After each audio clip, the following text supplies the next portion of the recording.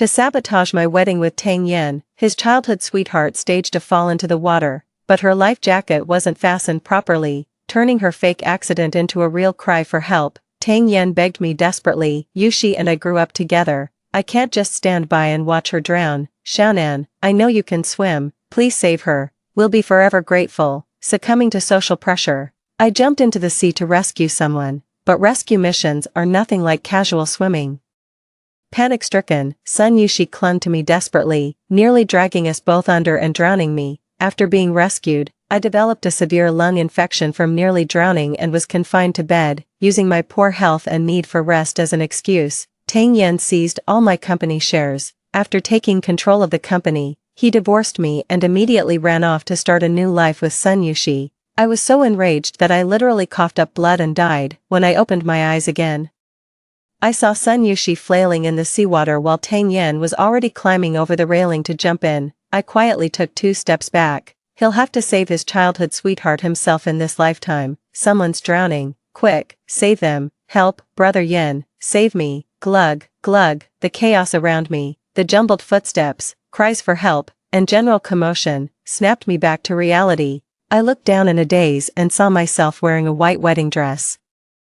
This dress was all too familiar. I had it custom-made abroad specifically for my wedding to Tang Yen. I had actually been reborn on the day of my wedding to Tang Yen. I suddenly looked up, staring at the familiar scene before me. Sun Yushi was thrashing desperately in the seawater. The life jacket she had been wearing was now floating just beyond her reach, and with each frantic movement she made, it drifted further away. Tang Yen, upon hearing Sun Yushi's cry for help, immediately abandoned me, his bride, and rushed to the cruise ship's deck. He climbed onto the railing, ready to jump. I had followed close behind Tang Yen, and seeing this, I immediately reached out to stop him. I knew that Tang Yen not only couldn't swim, but was actually somewhat afraid of water. When he was a child, he fell into a river and nearly drowned. It was Sun Yushi who called for help, saving his life, which is why he holds a special place in his heart for her.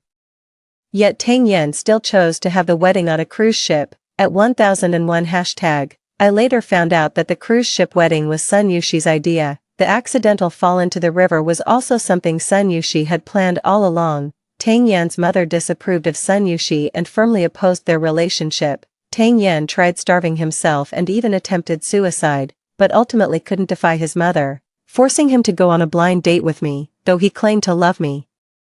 His heart still belonged to Sun Yushi. Sun Yushi refused to give up on Tang Yen either, going to great lengths to sabotage our wedding, even putting herself in harm's way. She wanted to prove her importance in Tang Yan's heart, making me back off and initiate the breakup myself. What a touching couple they were. If they hadn't made me the fool caught in the middle, I would have blessed them too. But later, Tang Yen took a fancy to the company in my hands, and seeing that I was frail and ill, he adjusted his tactics. Sun Yushi choked on another mouthful of water. The more fiercely she struggled, the more seawater flooded her mouth and nose. It never crossed her mind that her life jacket wasn't properly fastened. I looked down with a cold laugh and took several steps back. In this lifetime, not only will I refuse to dive in and save anyone, I'll make sure they reap what they sow. Tang Yen had already climbed over the railing, but just as he was about to jump, he suddenly stopped. He stared at the churning sea, sweat beading on his temples and streaming down his cheeks. He began to gasp for air, leaning his body against the railing before turning around with a dazed look. When Tang Yen noticed me standing right behind him, his eyes lit up. Xiaonan, pull me up first." I could see his entire body trembling, so he was still afraid after all. I thought true love could conquer any hardship in this world. "Xiaonan, I remember you know how to swim, please."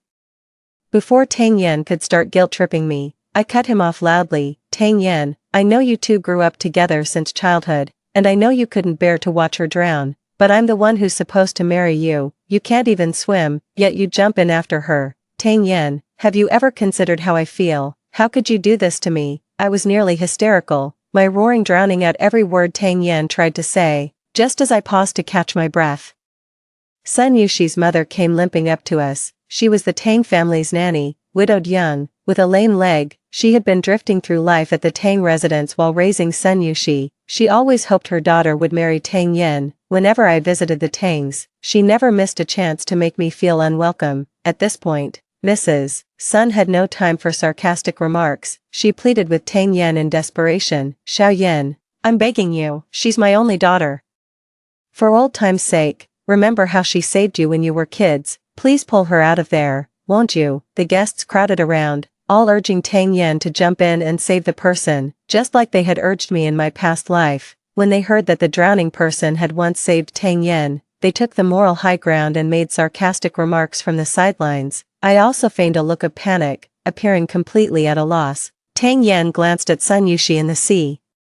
Only half of her head remained above the water. I noticed that someone had already called the crew to rescue her. This won't do, I sighed and turned to the guests, saying, stop pressuring Tang Yan, he's not a coward, even though the person drowning is the one who once saved his life. He can't throw his own life away just because of a past debt of gratitude. I watched as Sun Yushi's mother added fuel to the fire. Auntie, don't make things difficult for Tang Yan, he's a young master, after all.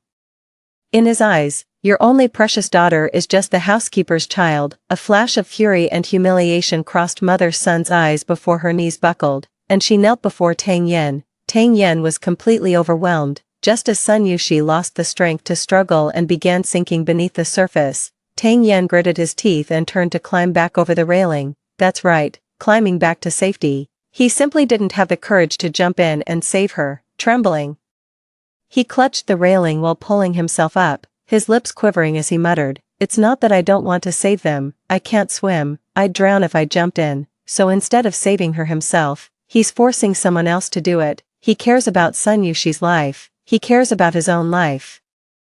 But mine means nothing to him. Right now, I have only one thought. He must go down there and answer for what he did to my past self. I yelled out, Tang Yan, get back up here. You're afraid of the water. But I'm not. I'm going down to save her right now. But instead of tearing off the hem of my wedding dress like I did in my past life, I took off the crown from my head and, using the dress as cover, charged straight at Tang Yan. The sharpest point of the crown pierced right into the fleshy part of Tang Yan's hand between his thumb and index finger. At 1001 hashtag, stung by the sudden pain, his already loose grip gave way as he jerked his hands back, causing him to topple backward into the sea. But my wedding dress got tangled in the railing, making it impossible for me to climb over. Tang Yan, don't go down. I reached out desperately, but couldn't grasp anything. Tang Yan flailed his legs in panic midair, then landed with uncanny precision right on Sun Yushi's head. A massive wave erupted on the sea surface, and the corners of my mouth shot up like that surging crest, only to be quickly reined in. By then, the ship's lifeguards had already lowered a rescue boat into the water. Under the watchful eyes of everyone including myself, they swiftly retrieved both individuals who had fallen overboard. Although the cruise ship was equipped with an infirmary, the doctor had taken leave on the day of departure, which was precisely why I didn't receive timely treatment in my previous life. They're just plain unlucky in this lifetime. I knelt awkwardly beside Tang Yan, sobbing my heart out. I know you have feelings for her, but we were about to get married. How could you abandon me for her? Tang Yan, if you didn't want to be with me, you could have just told me. I wouldn't have stood in your way. Why did you two have to choose our wedding day to die together? The guests who had urged Tang Yan to rescue the drowning person earlier now fell into an awkward silence. They all pricked up their ears, completely engrossed in the unfolding drama. Even the lifeguard performing CPR on Tang Yan paused his chest compressions for a solid 2 seconds. After basic first aid, both individuals were out of immediate danger but remained unconscious. Sun Yushi was in better condition than Tang Yan, as she had deliberately practiced underwater breathing techniques before staging her fall into the water. Tang Yan had it rough. He was the one who genuinely accidentally fell into the water. Tang Yan was already terrified of water. The moment he plunged into the sea, his mouth gaped open, and he lost consciousness. As seawater flooded his mouth and nose, he choked awake only to be choked unconscious again. The amount of water the lifeguard pumped out of him could have filled a bathtub. Watching him spit up blood-tinged water, I smugly dabbed my nose with my wedding veil. With the groom Tang Yan in this state, the wedding was naturally put on hold. The cruise ship was now in international waters, leaving us no choice but to wait for helicopter rescue. I found myself genuinely praying for Tang Yan's survival. Dying like this would be letting him off too easily. The physical suffering, betrayal, and humiliation I endured in my past life, he must taste every last bit of it in this one. With my wedding dress trailing behind me and hair flowing loose, I knelt at the clinic entrance for 2 hours, moving everyone with the depth of my devotion. Finally, the helicopter arrived and airlifted both of them to the hospital. That same afternoon, I rushed to the emergency room entrance with my bridesmaids in tow. Sun Yushi was out of critical condition but still unconscious. Seems Tang Yan had really done a number on her. In her past life at this very moment, she had already thrown herself into Tang Yan's arms, weeping softly. "It's all my fault. I was feeling so upset about your marriage that I just wanted to go out on the deck for some fresh air." Tang Yan held her tightly and whispered reassuringly. Zhou Xiaonan insisted on jumping. She was showing off and brought this on herself. No one else is to blame. This time around, I'm the one standing outside, while Tang Yan is still fighting for his life in the emergency room. As soon as Tang Yan's mother saw me, she rushed forward and tried to slap me. "If it weren't for you egging my son on, why would he ever want to have his wedding on a cruise ship? He's been terrified of water since he was a child. This is all your fault. My son would never have ended up like this if it weren't for you." How ridiculous. It was clearly her own son's idea, but the moment something goes wrong, she has to pin the blame on someone else. Tang's mother's hand was raised high, but before it could reach me, four bridesmaids stopped her. I hired these hostesses specifically to avoid having Tang Yan's groomsmen harass the bridesmaids. I didn't dare ask my actual best friends to be in the wedding party. That's when the four hostesses unexpectedly proved their worth. They all started calling out Tang Yan for abandoning his own wedding to jump into the ocean for a rescue. Don't even try calling him a hero. Rumor has it the woman in the water was the groom's childhood sweetheart. The way they look at each other is just charged. You can practically see the electricity between them. Instead of blaming your own son for ditching his wedding and jumping into the sea, you're pointing fingers at the innocent bride. Sounds like a guilty conscience to me. I've got the ship's footage right here. Don't even think about framing an innocent person. Well, it was a wedding.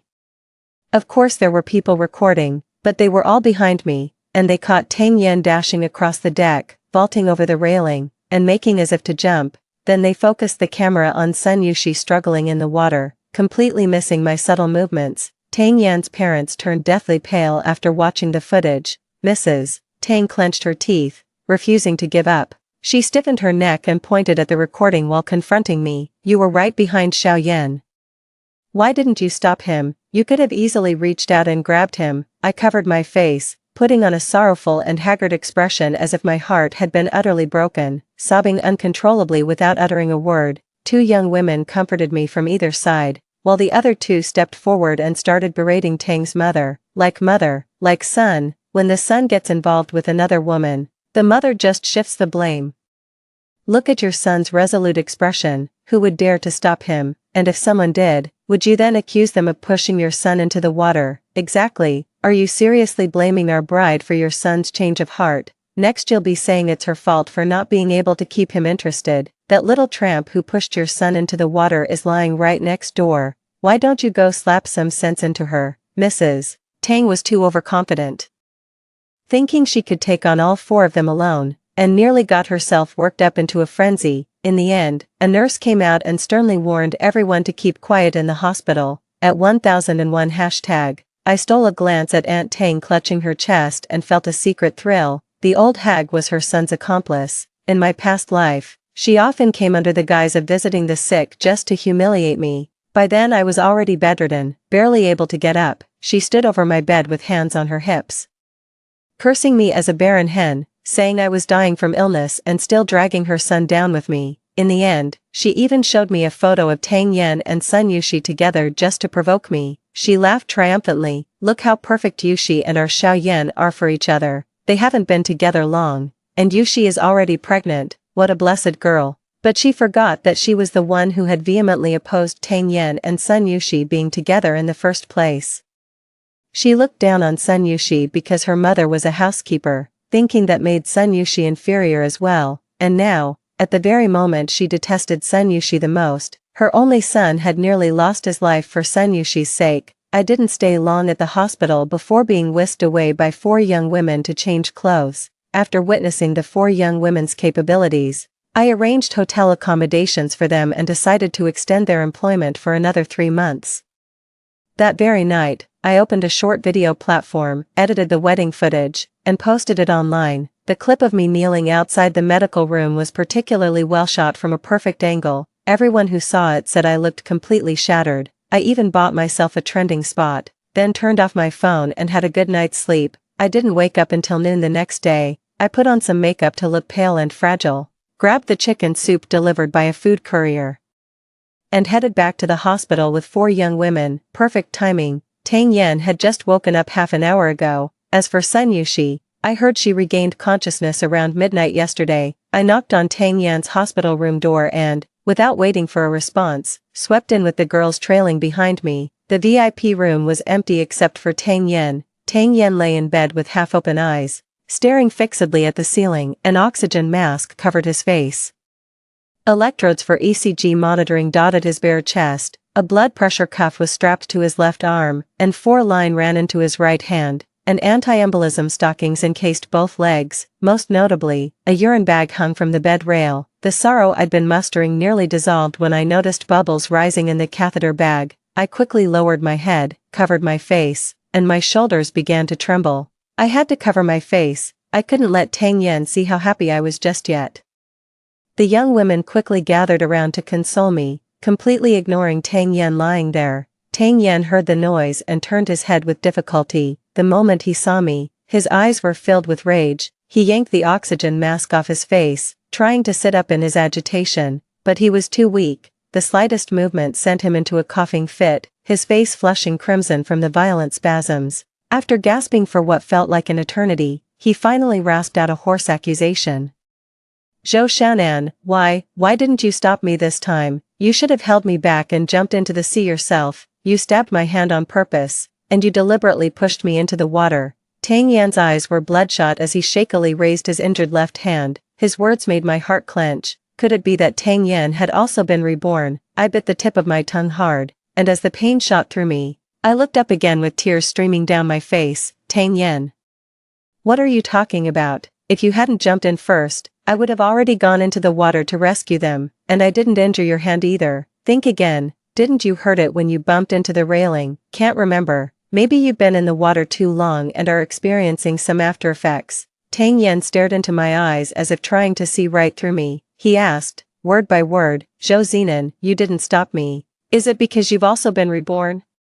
Do you hate me for abandoning you in our past life, so now you want my life in this one?" The 4 young women stood by, exchanging bewildered glances, all thinking Tang Yan must have lost his mind from nearly drowning. Only I understood what he was really talking about. I met his gaze with clear, bright eyes, not a trace of guilt in them. "I want him dead, and I feel completely justified. Why should I feel guilty?" With the unwavering resolve of someone pledging allegiance to a cause, I said. "I have no idea what you're talking about." Tang Yan started coughing again, shaking his head as if possessed. "Wait, this isn't right. You were supposed to jump into the water to save Yushi, then contract a lung disease so I could nurse you back to health. You'd be so moved that you'd hand over your entire company to me. Then when you were on death's doorstep, I'd dump you and marry Yushi to start a family." Yes, that's exactly what he did in our previous life.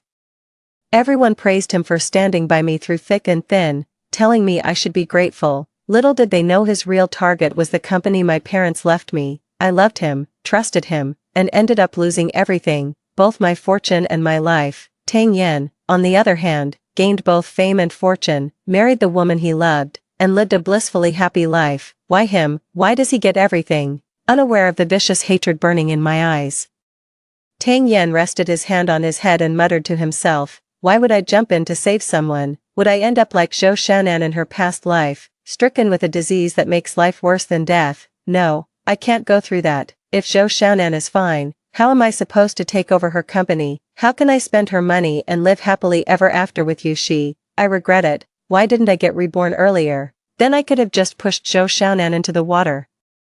The hatred nearly pierced through my heart, my fists clenched tightly, and just as I was about to lose control, the door to the hospital room was pushed open. Sun Yushi entered the hospital room in a wheelchair. My gaze lingered on her face. A deep gash ran down the left side of her face, from eyelid to corner of her mouth. Instantly, I thought of the crown that had stabbed Tang Yan. He fell into the water still clutching that crown, which then crashed onto Sun Yushi's head and actually ended up scratching her face. A 50,000 yuan crown, worth every penny. Noticing my gaze, Sun Yushi's face twisted with rage. as if she were about to charge at me and strangle me the very next second. Unfortunately, she didn't have the strength to even lift herself up.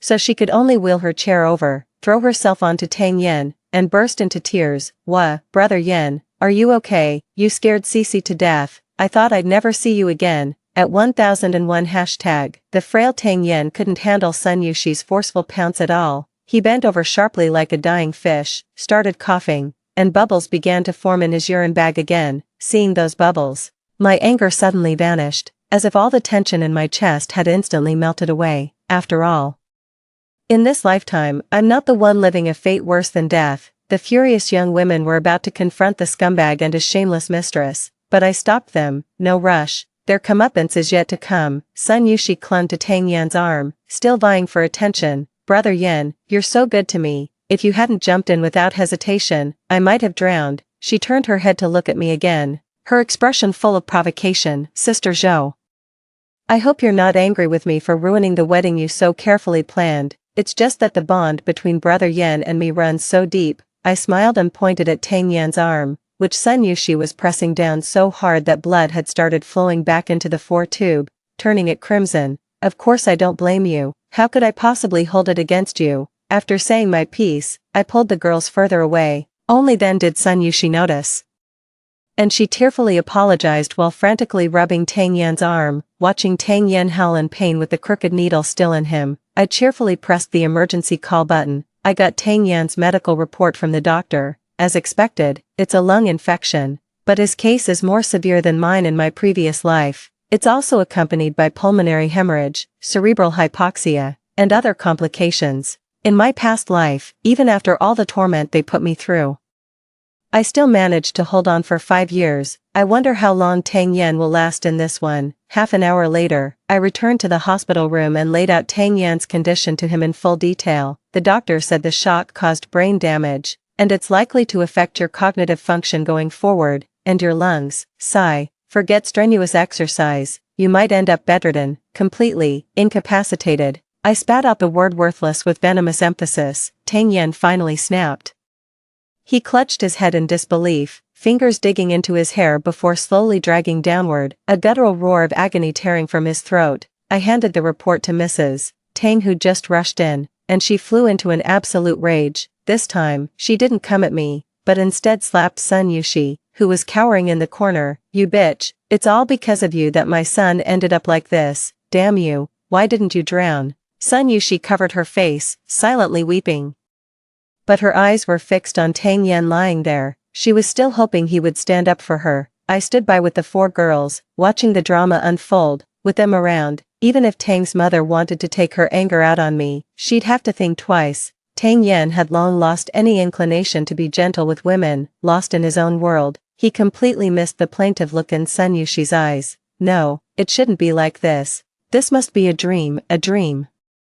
It clearly wasn't supposed to be this way." Tang Yan suddenly lowered his hands, strained to lift his head, and gazed at me with deep affection. "Xiao Nan, we're married now. Could you sell the company and use the money for my treatment?" Tang Yan's parents run a chain of supermarkets. In recent years, their profits have been steadily declining due to the impact of online shopping platforms, but they can still afford his medical expenses, even in his critical condition.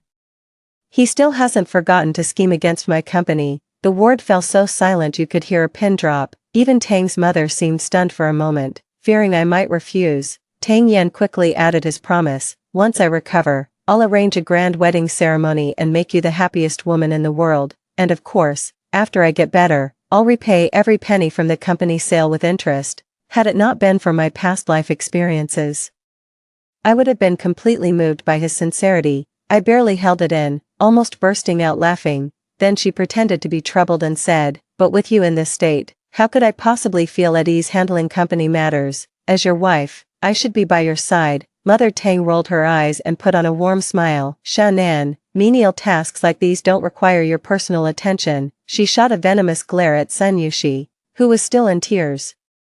"Some people just have to face the consequences of their actions." I couldn't agree more with that statement. Tang's mother immediately assigned Sun Yushi to care for Tang Yan in the hospital room, completely disregarding that Sun Yushi hadn't fully recovered either. She said she had already planned to fire Sun Yushi's mother, and this would be their chance to redeem themselves. Sun Yushi was naturally unwilling, but the 4 young women with me immediately volunteered, vowing to stay and take care of Tang Yen. Seeing the 4 beautiful, tall women, Sun Yushi grew anxious. Of course I should be the one to take care of brother Yen myself. My mother is a nanny, and I've known how to care for others since I was a child. I don't need anyone else interfering. I let out an exaggerated sigh of reluctance before agreeing to the arrangement. Thus began Sun Yushi's miserable career as a caregiver. To stay updated on their situation, I hired a young man with hospital connections and a passion for photography. Every day he'd send me several video clips. In the first few days, Sun Yushi was absolutely thrilled. She couldn't wait to be alone with Tang Yen to nurture their relationship. But Tang Yen was listless and weak, hooked up to machines all over. Forget getting close, he even needed help just to turn over. And Tang's mother clearly harbored a deep hatred for Sun Yushi. She was dead set on punishing the tramp who seduced her son, to the point of not even hiring an extra caregiver. Every day, Sun Yushi not only had to feed Tang Yen and administer his medication while staying up late to keep him company, but also bathe and change the clothes of the fastidious man. What Sun Yushi found most unbearable was having to handle Tang Yan's bathroom needs since he was confined to his bed. Though Sun Yushi was the housekeeper's daughter, she had grown up alongside Tang Yen and had never done any grueling work beyond enduring occasional sarcastic remarks. In just a few days, she had visibly lost weight. Of course she didn't dare complain about Mother Tang, so she could only pour out her grievances to Tang Yen, unwilling to openly admit she didn't want to care for Tang Yen. Sun Yushi would complain about her roughened hands one day and feign back pain with constant coughing the next. Tang Yen was no fool. He knew exactly what Sun Yushi was angling for, yet his gaze toward her grew increasingly inscrutable, until one day, right after she'd changed his socks, he suddenly erupted. She threw the dirty socks on the floor, stomped on them frantically with her feet, and then burst into loud sobs. Why should I have to deal with something this filthy and stinky? I never forced you to jump into the sea to save me. Why is everyone blaming me? She lashed out without thinking. I was soaked in the sea for so long, and I didn't end up like you, choking on a couple of mouthfuls of water and then lying in bed completely useless. You're utterly pathetic. Tang Yen, who was already feeling miserable all over, finally snapped. He grabbed the fruit knife from the table and hurled it towards Sun Yushi. Another cut had appeared on Sun Yushi's face. Clutching her face, she let out a piercing scream that brought doctors and nurses running. I never learned how they resolved the matter, but in videos from a few days later, they seemed to have reconciled. Yet I noticed in several clips the way Tang Yen stared at Sun Yushi. That unnerving, chilling gaze was particularly disturbing. Tang's mother hired another caregiver for Tang Yen, so Sun Yushi no longer had to deal with the mess herself. I stopped paying attention to them and started getting my own company in order. After my parents passed away unexpectedly, I hadn't been very diligent in managing the company. Even before marrying Tang Yen, he kept trying to brainwash me into stepping out of the spotlight and returning to domestic life. In my previous life, I didn't resist either. After my health deteriorated, I even handed over all management authority to Tang Yen. This time around, I won't be so foolish again. This company is the very foundation I stand on. I strained to recall who immediately switched sides back when I fell ill. These are the primary targets I need to weed out. I'm afraid that once Tang Yen recovers a bit, he'll realize I have no intention of selling the company and then scheme some way to strike against me. After all, he's lived 2 lifetimes. The money he swindled from me in my past life allowed him to live in comfort and style. There's no way he'd give that up. I went all out and did a complete overhaul of the entire company. I spoke with 4 young women whose families favored sons over daughters. They were sent out to work before even finishing school and, despite not wanting to work as hostesses, couldn't find other jobs due to their low education levels. They all wanted to work with me, so I brought them into the company, 2 in the PR department, 2 in the sales department. To my surprise, they actually managed to secure several business deals for me. They're happy, I'm happy, it's a win-win. Tang Yen calls me every day to check in on how the company is doing, at 1001 hashtag. Whether it was due to physical discomfort or not, he became even more desperate to get his hands on my money. When I was unsure about a certain executive in the company, I would also subtly probe him for information. Tang Yen wasn't without his suspicions. He would suddenly mention pivotal moments from past lives, events that had never occurred in this lifetime. I would just play dumb, and if I genuinely couldn't remember, I'd make up an excuse or change the subject. But even when I occasionally slipped up, Tang Yen couldn't catch me. His mind really isn't as sharp anymore. He'd often interrogate me, then forget what he'd said himself. Sometimes, I even had to remind him. We spent a whole month in this state of mutual probing. Tang Yen was being discharged from the hospital, and I drove over personally to pick him up. I arrived over an hour early and stood right outside his hospital room door. I cracked the door open slightly. But the two people inside didn't seem to notice at all. Tang Yen looked sallow and emaciated, with dark circles under his eyes, as if he had aged 10 years. He kept coughing, then spat on the ground, wiped the saliva from the corner of his mouth with his hand, and grumbled that all the doctors in the hospital were quacks. He used to be so refined and eloquent, but now it's as if he's a completely different person. This is his true self. Sun Yushi sat by the bed, right next to Tang Yen, and fed him a piece of the apple she had cut. Brother Yen, please don't let Auntie Tang scold me again, okay? The places where she hit me last time still hurt. Tang Yen glanced at the wounds on Sun Yushi's face. Both scars were left by him. Even after a month of healing, the scars remained clearly visible. Tang Yen pushed her away with some disgust. How dare you say that? If it weren't for you, would I be this sick? Asterisk cough cough cough. Asterisk, a flicker of resentment flashed in Sun Yushi's eyes. I watched as she unsteadily helped Tang Yen up and walked to the bathroom. Tang Yan's cursing rang out. Damn it, you're just a housekeeper's daughter, and you can't even take care of someone properly. Didn't your mother teach you anything? Sun Yushi's sobs soon followed. I brought both Tang Yen and Sun Yushi back to the Tang residence, with Sun Yushi supporting him. They looked like a devoted couple, while I trailed behind them. The moment we stepped inside, Tang Yen was immediately surrounded by several people. They were all Tang Yan's closest buddies, and two of them had even witnessed the cruise ship incident. Brother Tang, we've been meaning to visit you at the hospital, but we've been swamped and couldn't find the time. Exactly, now that you're out, we thought we'd throw you a little celebration. Tang Yen forced a smile and hugged each of them in turn. Whether the gestures were genuine or not, he played the part perfectly. No sooner had Tang Yen taken his seat than he broke into an involuntary coughing fit. His close friends all furrowed their brows in concern, and the one sitting nearest to him quickly excused himself, claiming he needed to use the restroom, and hurried away. Tang Yen covered his mouth, his whole body trembling, whether from the coughing or from anger was unclear. After finally catching his breath, he weakly gestured for Sun Yushi to serve tea to everyone. It was clear that they all knew about the relationship between Tang Yen and Sun Yushi. They called me sister-in-law to my face, but I could see them winking at Sun Yushi behind my back. I played along with their little charade, smiling all the while. After all, I was the one who'd leaked Tang Yan's discharge time, just to get them all to come over and socialize. When I spotted Sun Yushi in the kitchen, I immediately pretended to be on a phone call. That's right, all his friends are here. I heard a few of them come from business families. Yen insisted I host them properly. My in-laws will be bringing their friends over soon too. Yes, it's basically my formal introduction to everyone. When I turned back, Sun Yushi had already vanished. I returned to the living room with a smile, only to find Sun Yushi sitting beside Tang Yen, whispering in his ear.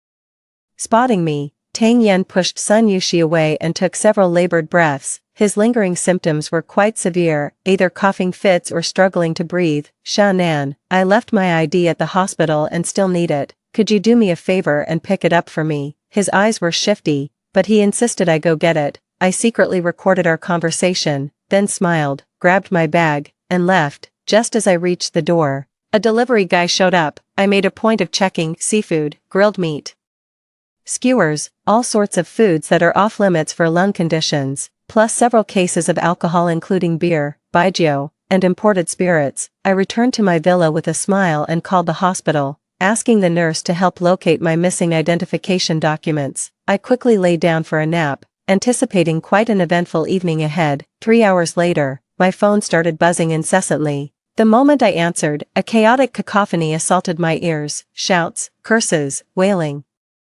and the sound of things being smashed all tangled together. Tang's mother's hoarse, frantic curses came screaming through the receiver. Zhou Xiaonan, where the hell are you? Get to the hospital now. Tang Yen is dying. I worked up a tremble in my voice, a strained mix of panic and choked sobs. What happened? He was perfectly fine when I left. Aunt Tang just told me to stop wasting time and get over there, then hung up. This was my second time outside the emergency room. Sun Yushi was kneeling with her hands clasped, as if in prayer, or perhaps in desperate plea. Aunt Tang stood with her hands on her hips, her face flushed with anger. Before she could even speak, I took the initiative. What on earth happened? I was only gone for a short while, and he ended up in trouble. What are you all trying to do? Does this family fall apart the moment I'm not around? Aunt Tang was intimidated by my aggressive tone and avoided making eye contact, to save face. She immediately shifted her focus and kicked Sun Yushi, who was kneeling on the ground. Who told you to order all that food and alcohol? You knew perfectly well that Xiao Yan hasn't fully recovered yet. Are you trying to kill him? Sun Yushi was kicked to the ground, revealing the bright red handprint on her face. She retorted, but you and Uncle Tang were both there too. Neither of you told Brother Yan to drink less. Aunt Tang flew into a rage again. Grabbing Sun Yushi by the hair and slamming her head against the wall, I quickly backed away, afraid of getting bloodstains on my clothes. Thanks to the doctor's efforts, Tang Yan was pulled through once again. This time, Mrs. Tang didn't want Sun Yushi anywhere near her son. She wanted me to stay and take care of him instead. I declined, using company asset management as my excuse. I stayed away from the hospital until Tang Yan called me half a month later. His voice was frail, like that of a man on his deathbed. Xiao Nan, why haven't you come to see me? I gently explained to him that we were currently raising funds in preparation for going public. Going public? His voice suddenly rose sharply, straining his lungs and triggering another coughing fit. Ahem, why go public? You promised you'd sell the company to pay for my treatment. You know, the doctor said my only option now is a lung transplant. But the procedure is still experimental, carries huge risks, and requires a massive amount of money. Shannan, I'm begging you,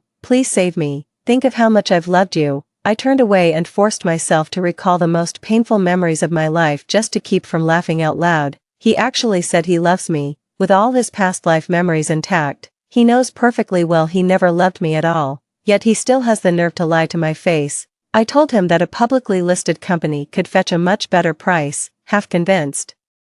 He urged me to visit him at the hospital immediately so we could discuss the company matters in person. Of course I'll go. The more he suffers, the more satisfaction I'll get. I grabbed a few pre-forged documents and walked into the hospital room.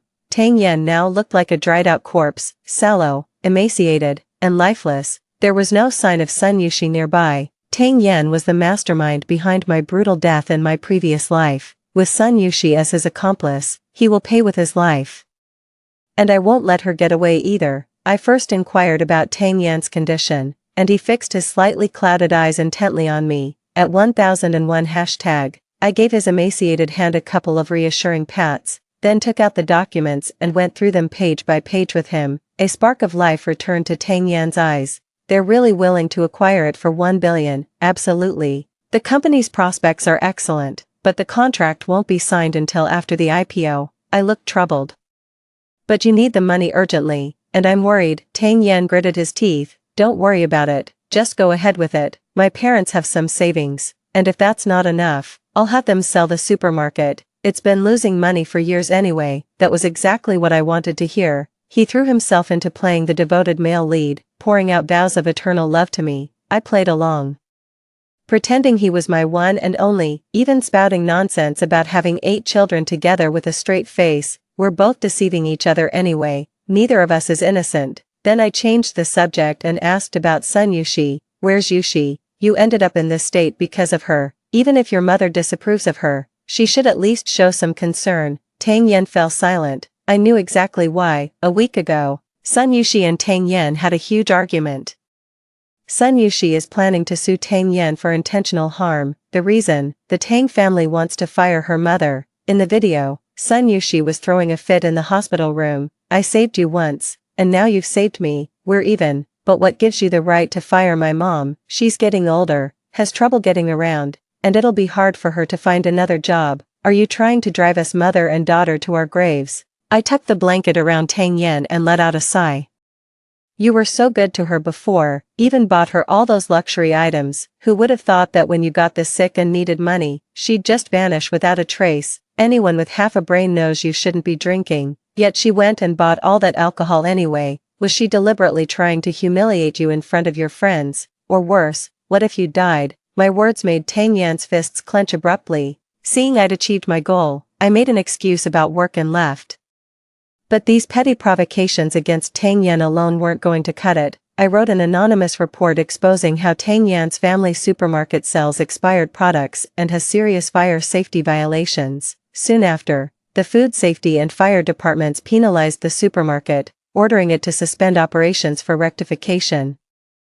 Just as they had dealt with the issues and were about to reopen, I reported the supermarket for tax evasion. I had only intended to annoy the Tang family, but to my surprise, they were also taking kickbacks and issuing fake invoices. With multiple offenses combined, Mr. Tang, as the legal representative, was sentenced to 5 years in prison, and the supermarket had its business license revoked. After a series of fines, Tang Yan was moved from the VIP ward to a standard one.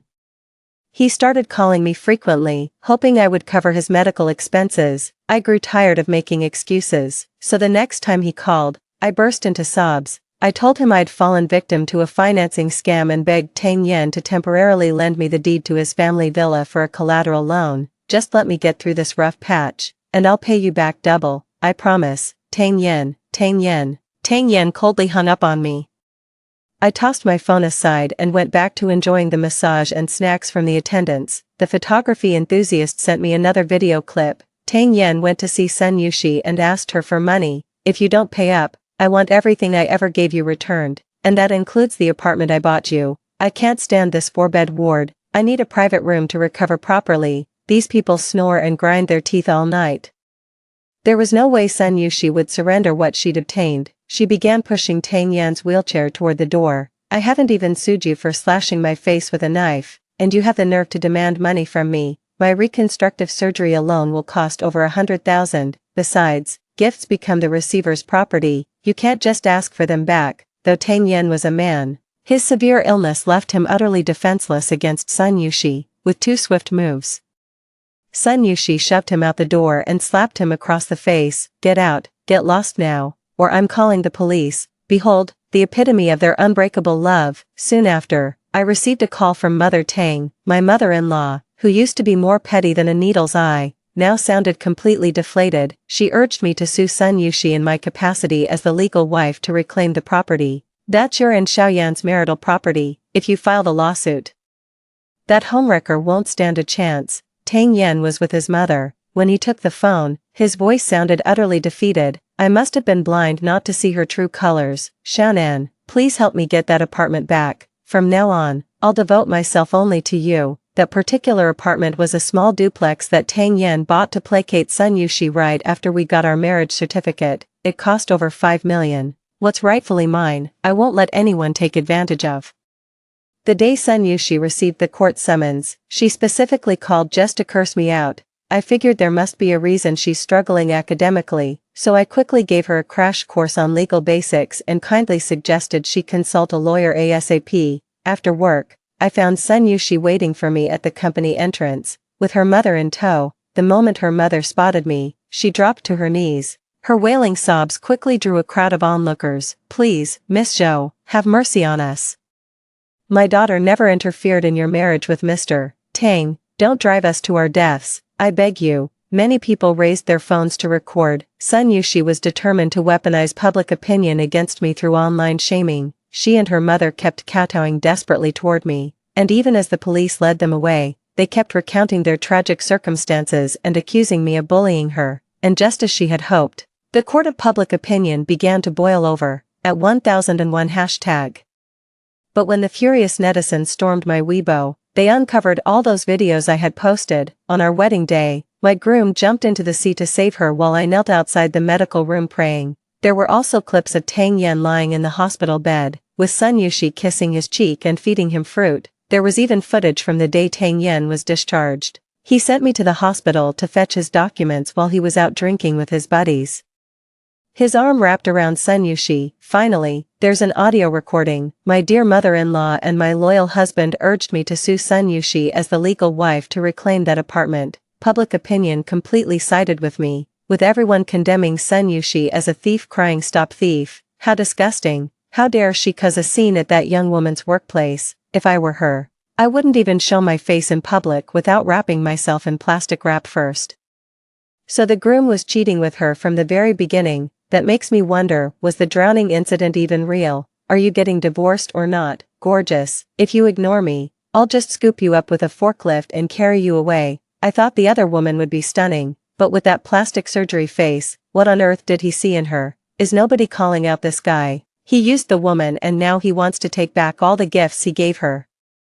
Sun Yushi is now facing the backlash of public opinion. Someone tracked down where she lives and dumped dead rats and pigeons at her doorstep. Her door was vandalized with the words "Drop Dead" scrawled in red paint. Whenever she and her mother step outside, people point fingers and whisper about them. Some even threaten to run them over with a car. Sun Yushi hastily went live to clear her name, attempting to gain sympathy by sharing childhood photos with Tang Yen and recounting their ambiguous youthful history. In the end, not only did she fail to save herself, but she dragged Tang Yen down with her. So the guy's the real mastermind behind all this, wanting to have his cake and eat it too. What a piece of trash. Tang Yen couldn't stay at the hospital any longer, as internet users kept barging in to take photos of him and ask about his current state of mind.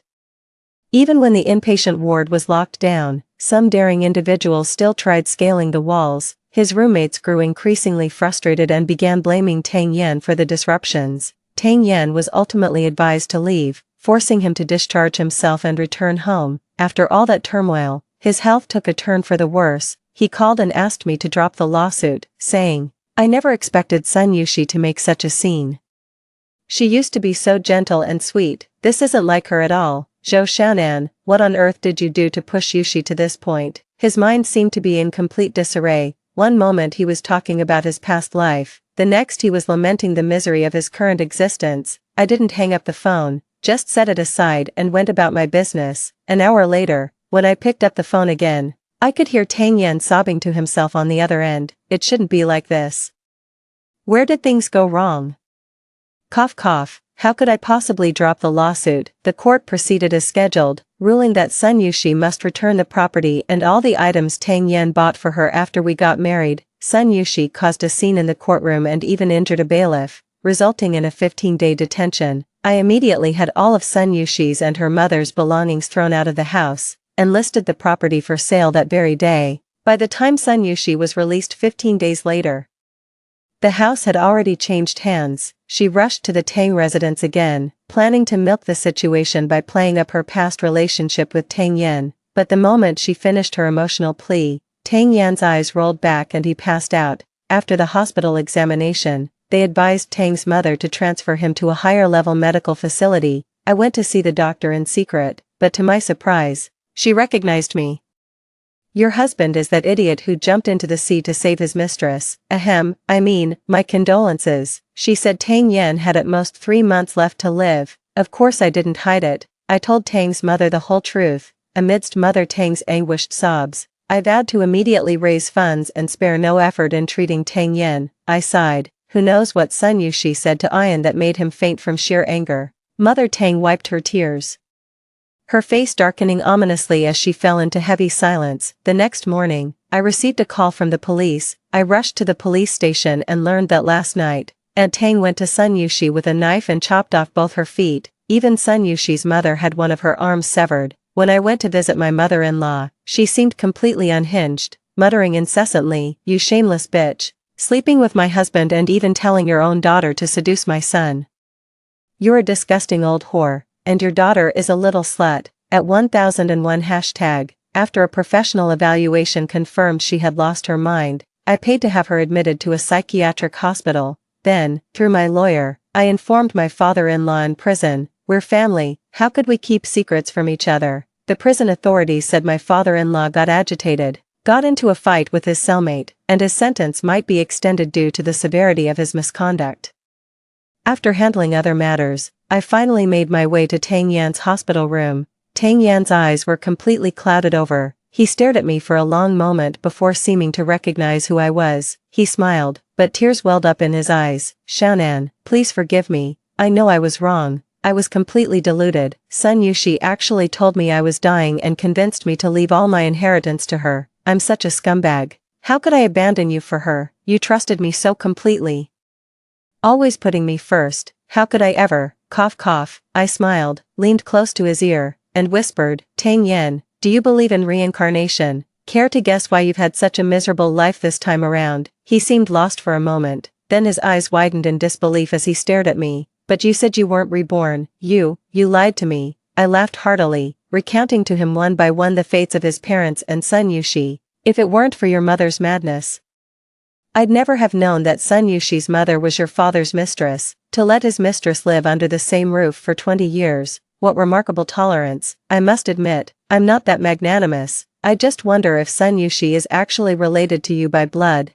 Tang Yan feebly raised his hand, trying to grab me, but I dodged out of his reach. Why? I already admitted I was wrong. Why won't you forgive me? Why did you let me end up like this? Don't you love me? I promise from now on I'll only love you. We can make this work. Just pay for my treatment. Cough cough. I shrugged. Too late, Tang Yan. Too late. The doctors have already issued a critical condition notice. You've only got a few days left. Make them count. I wanted to bring Sun Yushi to see you one last time, but she cursed so viciously, nothing could convince her to come. Your childhood sweetheart romance turned out to be so fragile. Feeling even more regretful now. Good, you should be. Tang Yan strained to sit up abruptly, only to collapse back onto the bed with a heavy thud. The monitor let out a shrill, piercing alarm. I slowly backed out of the room as the medical staff rushed in. After hours of resuscitation efforts, the doctor told me to accept their condolences. Accept what condolences? With a beaming smile, I flushed Tang Yan's ashes down the drain. The very next day, I boarded a yacht with the 4 lovely ladies who'd once been my bridesmaids. A brilliant sun blazed in the cloudless sky. Above the boundless expanse of the sea, a new life was beginning. Story 2. In my senior year of high school, Song Shuyao, the campus belle, once borrowed a sum of money from me to see a doctor and asked me not to tell anyone about it. As a result, she used the money for an abortion operation and died on the operating table of a small clinic due to massive bleeding. Many years later, Lu Jingyan, the unattainable academic god, crazily pursued me and proposed to me. Until I was 8 months pregnant, he imprisoned me in a basement in the suburbs. He cut open my belly and said, "This is what you owe Yao Yao and our child." It turned out that before the campus belle died, she had held his hand and asked him not to blame me. He firmly believed that I had deliberately killed the woman he loved and their child. That day, I died with my eyes wide open under Lu Jingyan's butcher knife. Then, filled with overwhelming hatred, I returned to the day when Song Shuyao came to borrow money from me. 1. On the 10th day of being locked in the basement, there was already a foul smell on my body. During this period, I tried countless ways to escape, but all to no avail. This basement was specially built for me when it was constructed 3 years ago, and it has only one exit. Just as I was completely desperate, a sliver of light suddenly seeped through the crack of the door. Hunger had made me so dizzy that I couldn't stand up. I carefully supported my belly and crawled towards the stairs. A pair of exquisite black handmade leather shoes appeared in front of me, and the owner of the shoes stepped on my palm. I looked up at the person coming and, with my other hand tightly clutching the hem of his pants, I pleaded for the last time, "Lu Jingyan, I really didn't know that Song Shuyao was pregnant. She just said she needed to borrow money to see a doctor at that time." Lu Jingyan grabbed my hair and frowned in disgust, saying, "Do you think I'll believe you? What right do you have to mention Yao Yao's name? Do you know how good Yao Yao was? When she was dying, she even told me that you had a crush on me and asked me to forget her and take good care of you." He spoke wildly with a deranged expression. Me, having a crush on Lu Jingyan, it was a long time ago, before Song Shuyao was even together with him, even when they were finally together, and I found out that the child Song Shuyao was carrying was his only after I was imprisoned by Lu Jingyan. But now, no matter how I explained, it was useless. Song Shuyao was already dead. The baby in my belly was moving restlessly. After all, I couldn't bear it. It already had a life. Holding back my tears, I looked at Lu Jingyan and continued. "You can kill me to avenge Song Shuyao, but the child is not just my child, it's also your child. Please spare its life." "Okay, child, you're ridiculously stupid. How could I let a slut like you conceive my child? The random man I found for you has actually given you a good deal." I felt as if I had been struck by 5 thunderbolts. No wonder. After we got married, the number of times he touched me could be counted on one hand, even most of the time I was unconscious. And he just said I was too tired. Thinking about it now, I'm afraid he had drugged me and planned it from the beginning. With such thoughts, hatred instantly engulfed me. While Lu Jingyan was in a daze, I opened my mouth and bit his tiger's mouth. using almost all my strength. The smell of blood filled my mouth, and I just wished I could die together with the person in front of me. The sharp blade entered my abdomen, and intense pain swept through my nerves. My hands and feet were tied up, and I couldn't even ask for a quick death. Lu Jingyan held up the bloody baby in front of me and said, "Qingyuan, you killed my child and Yao Yao, now it's finally your turn." I stared at him with my eyes wide open. Hate. I just lent out a sum of money. I just had a trace of affection for this person when I was young and ignorant. Why did I end up in this situation? I'm not willing. Why do I have to suffer such a painful massacre? Why can the person who harmed me shamelessly shift all the blame onto me? I'd rather turn into an evil spirit and gouge out his heart, cut off his tongue, and bite off every inch of his flesh to avenge my blood. Perhaps because of my deep obsession, a hazy white fog suddenly rose in front of my eyes. When I opened my eyes again, I actually returned to the day when Song Shuyao came to borrow money from me. 2. When Song Shuyao sent me a message, I was still having a class in the classroom. Our high school is a century-old school and also a first-class demonstration high school, so usually, the teachers are strict, and there is basically no chance to play with mobile phones. Only a few classmates secretly bring their phones to the dormitory and can play with them after the evening self-study class is over. Because she had been looking for me quite frequently recently and she told me that she didn't feel well. I had been persuading her to see a doctor, afraid of missing her message. I just bought a piece of bread at noon today and rushed back to the dormitory. Maybe I had a bit of low blood sugar. I felt dizzy for a while before I could recover. When I opened my eyes, I remembered everything about my previous life. The surging hatred instantly engulfed me. My hand holding the phone was shaking. The same sentence as in the previous life was sent in the chat box. Yuan, I'm really sorry. I have no other choice. I'm ill and need at least 5,000 yuan. But I only have a little over 2,000 yuan on me. Can you lend me some? I promise I'll pay it back. In the previous life, I asked her what kind of illness it was. She replied angrily, "Are you afraid that I won't pay it back?" Song Shuyao and I had known each other since we were little. She was always skillful in manipulating me. Just this one sentence made me fall into the trap of self-justification. At that time, in my opinion, she was my best friend. How could I let her think that way?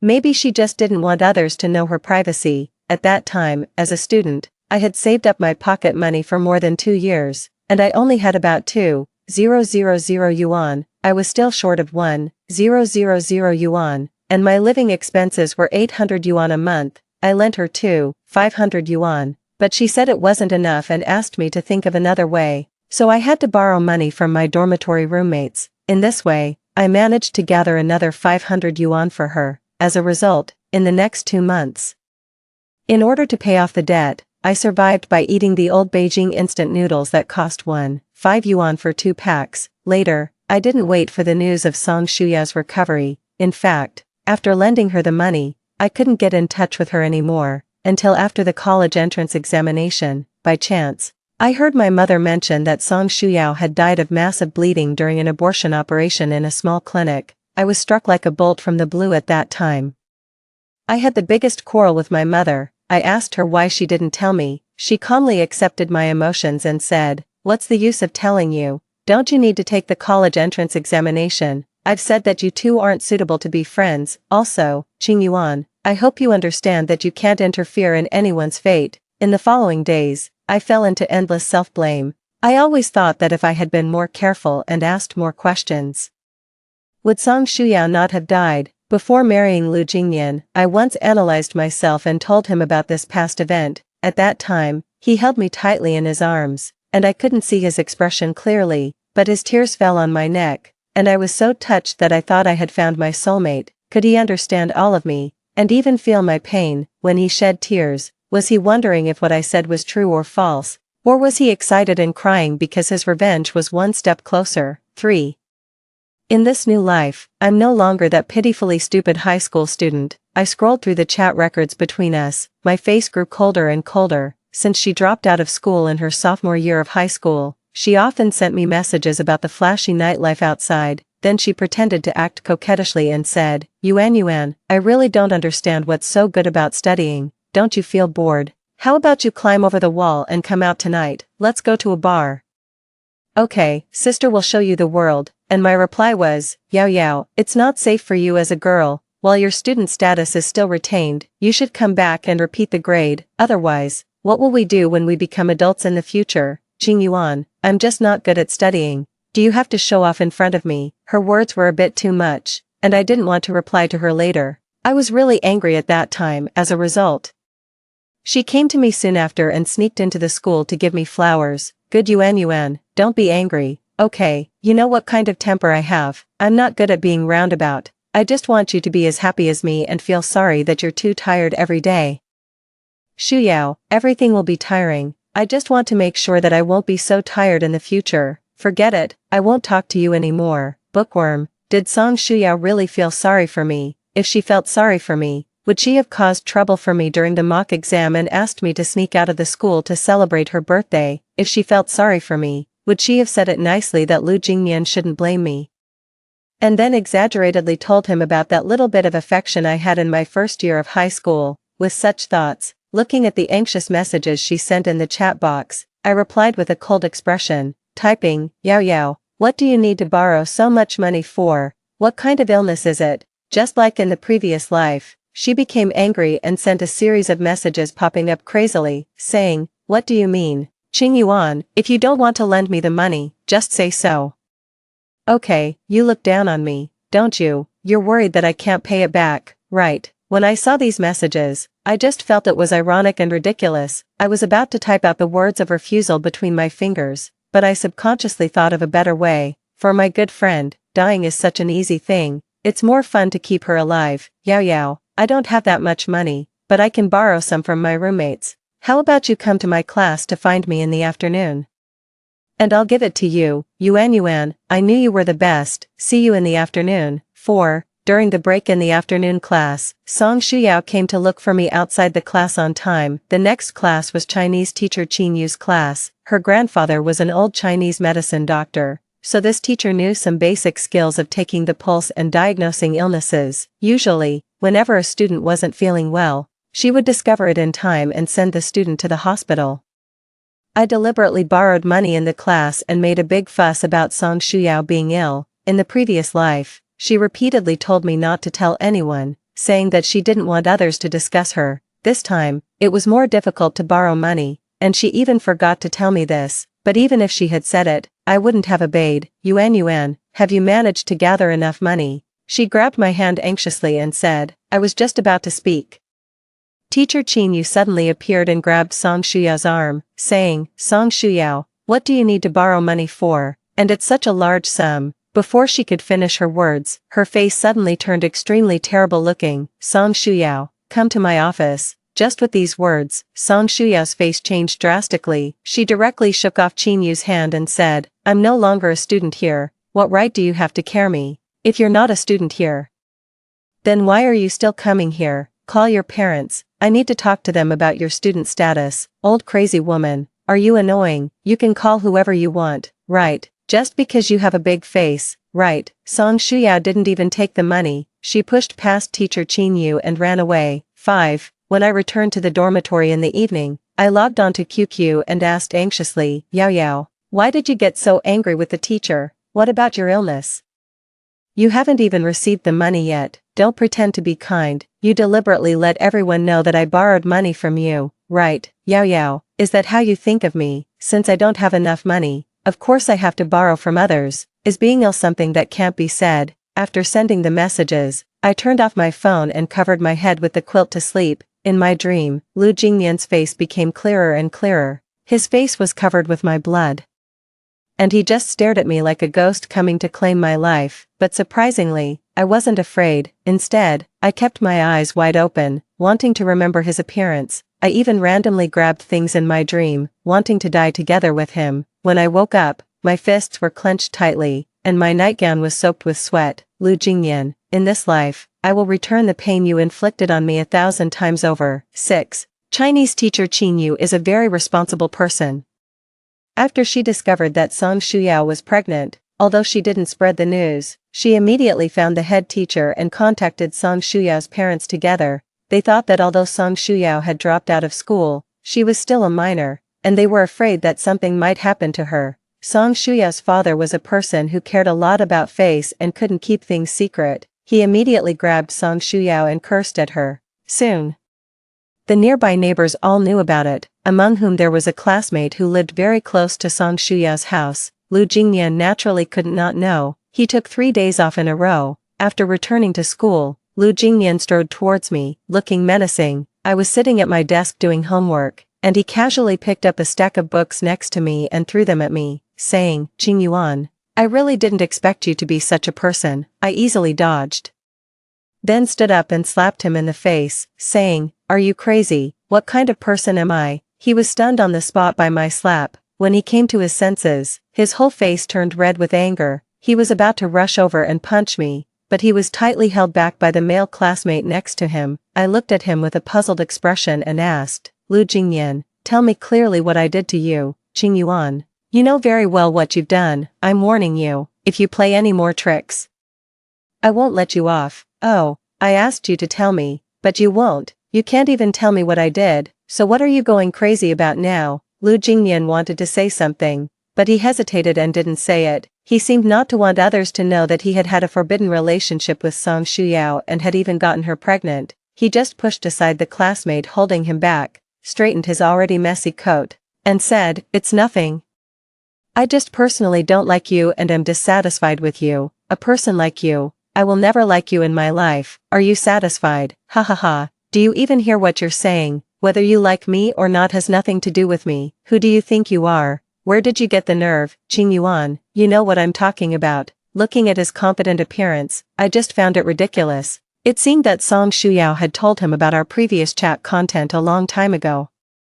Both of them were very confident. Song Shuyao thought she was really amazing for winning over the person I liked. Lu Jingyan didn't doubt the truth of what Song Shuyao said at all. He was confident that I must like him. What do I know? You can never speak clearly. Also, if you're really dissatisfied with me, I suggest you calm down first.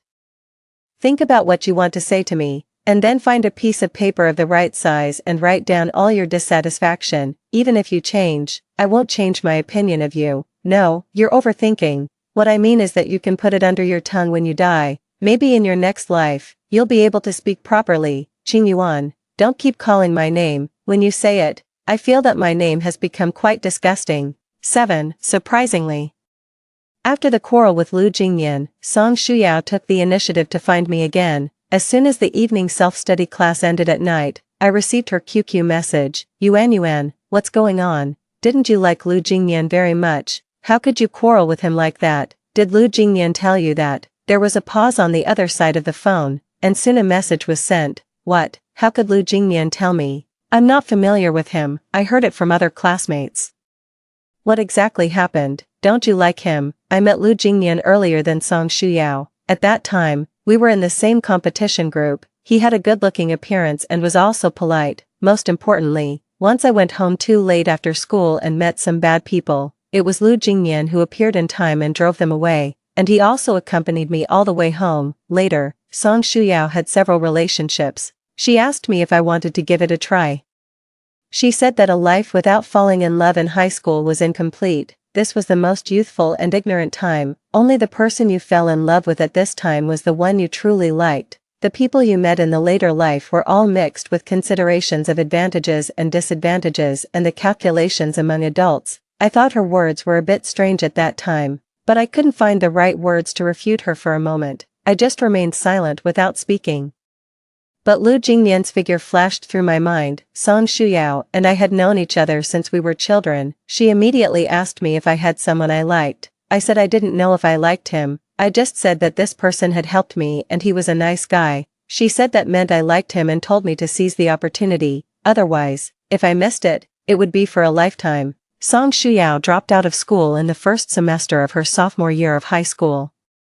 She didn't know that our subsequent high school life was really too busy and tiring. That little bit of affection had long been forgotten in some corner, even after she died later. When Lu Jingyan appeared in front of me again, I suddenly remembered, as if waking from a dream, that encounter that I thought was quite beautiful. As a result, this hazy feeling of admiration became my death warrant. Thinking of these things, looking at the conversation on QQ, I deliberately didn't answer this question but changed the topic and said, "Yao Yao, how's your illness? Let's not talk about this for now. I'm asking you about the thing between you and Lu Jingyan. There's nothing between me and him, we're just classmates and in the same competition group. It's just that I was angry because he attacked me that day, so do you still like him now? I deliberately didn't reply to that message and directly turned off my phone and went to sleep.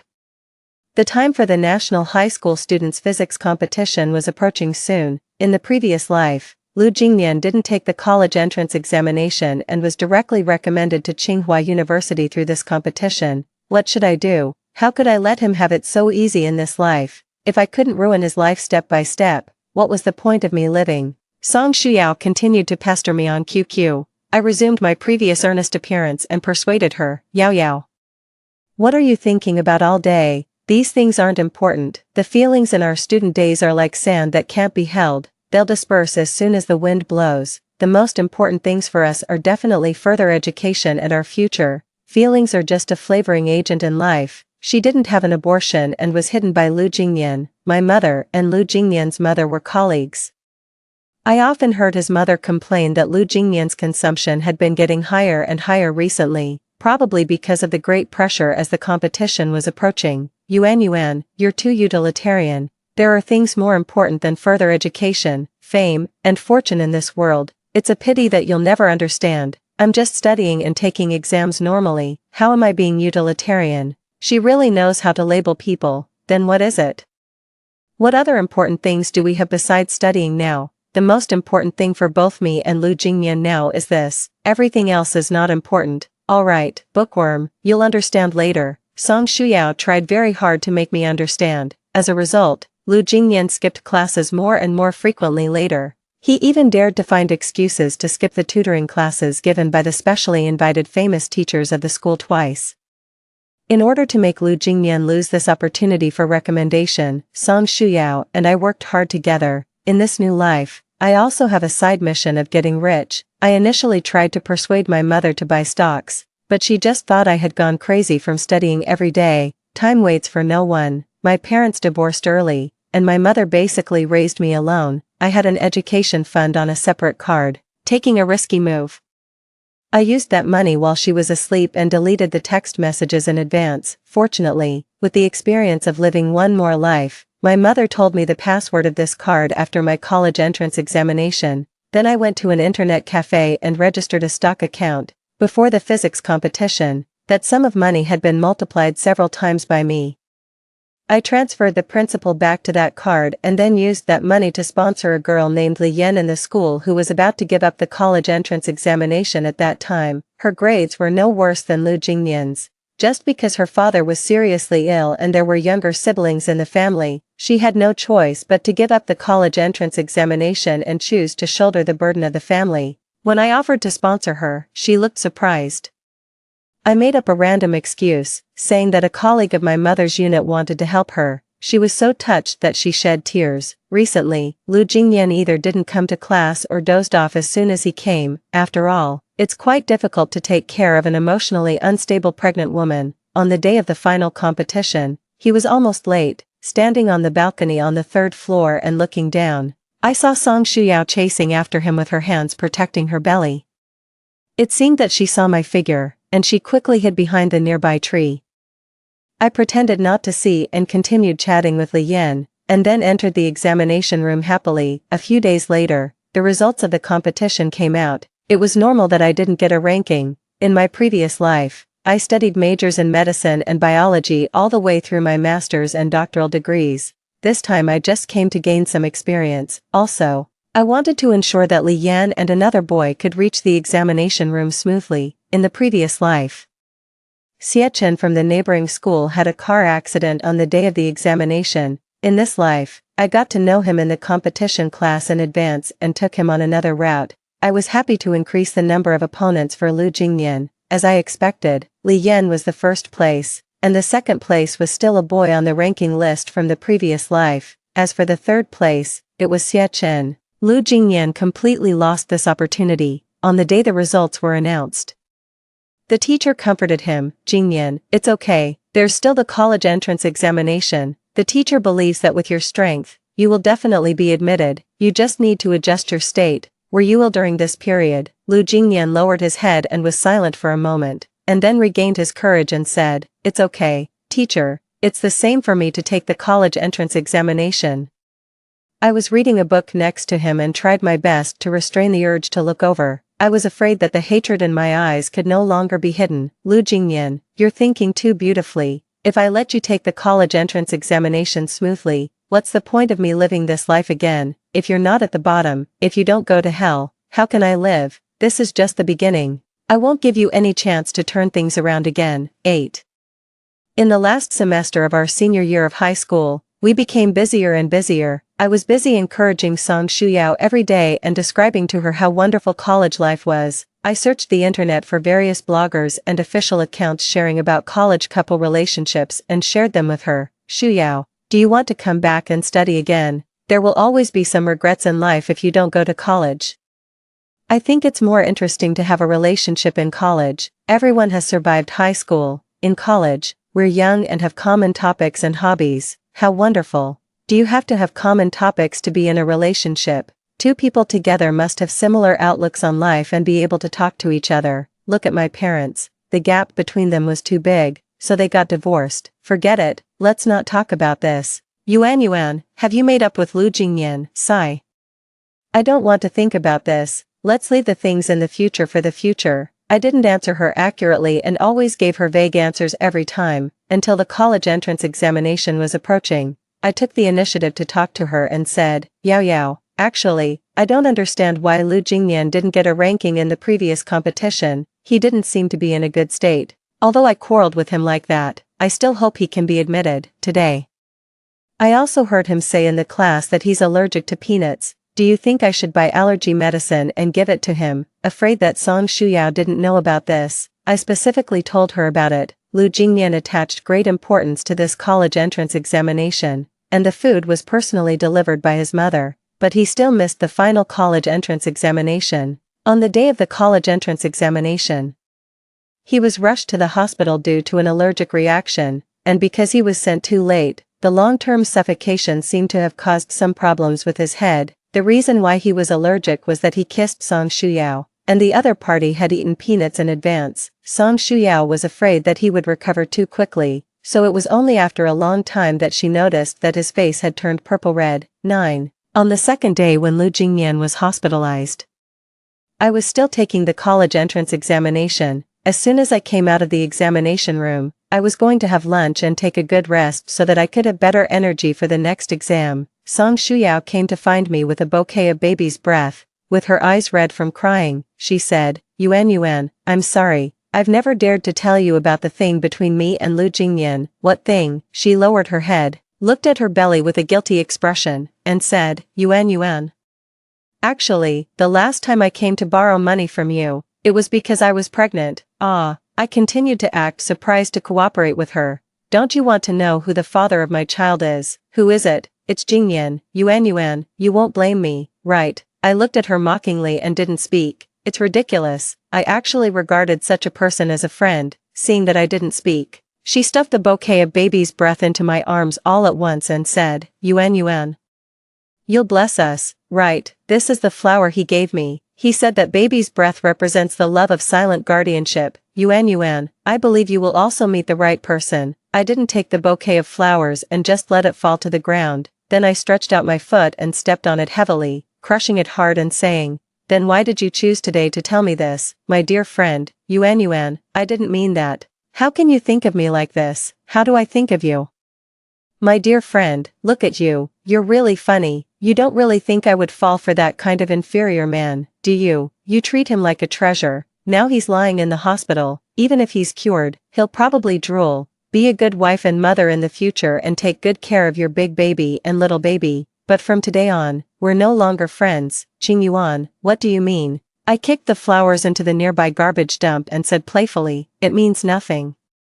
It means we're breaking off our friendship. Got it, Yuan. What's so great about you? You're just better at studying than me and have a mother who loves you. Her scolding voice came from behind, but I didn't care at all. 10. After the 3-day college entrance examination ended, Lu Jingyan still hadn't been discharged from the hospital. The examination results came out soon, and I chose the same school as in the previous life.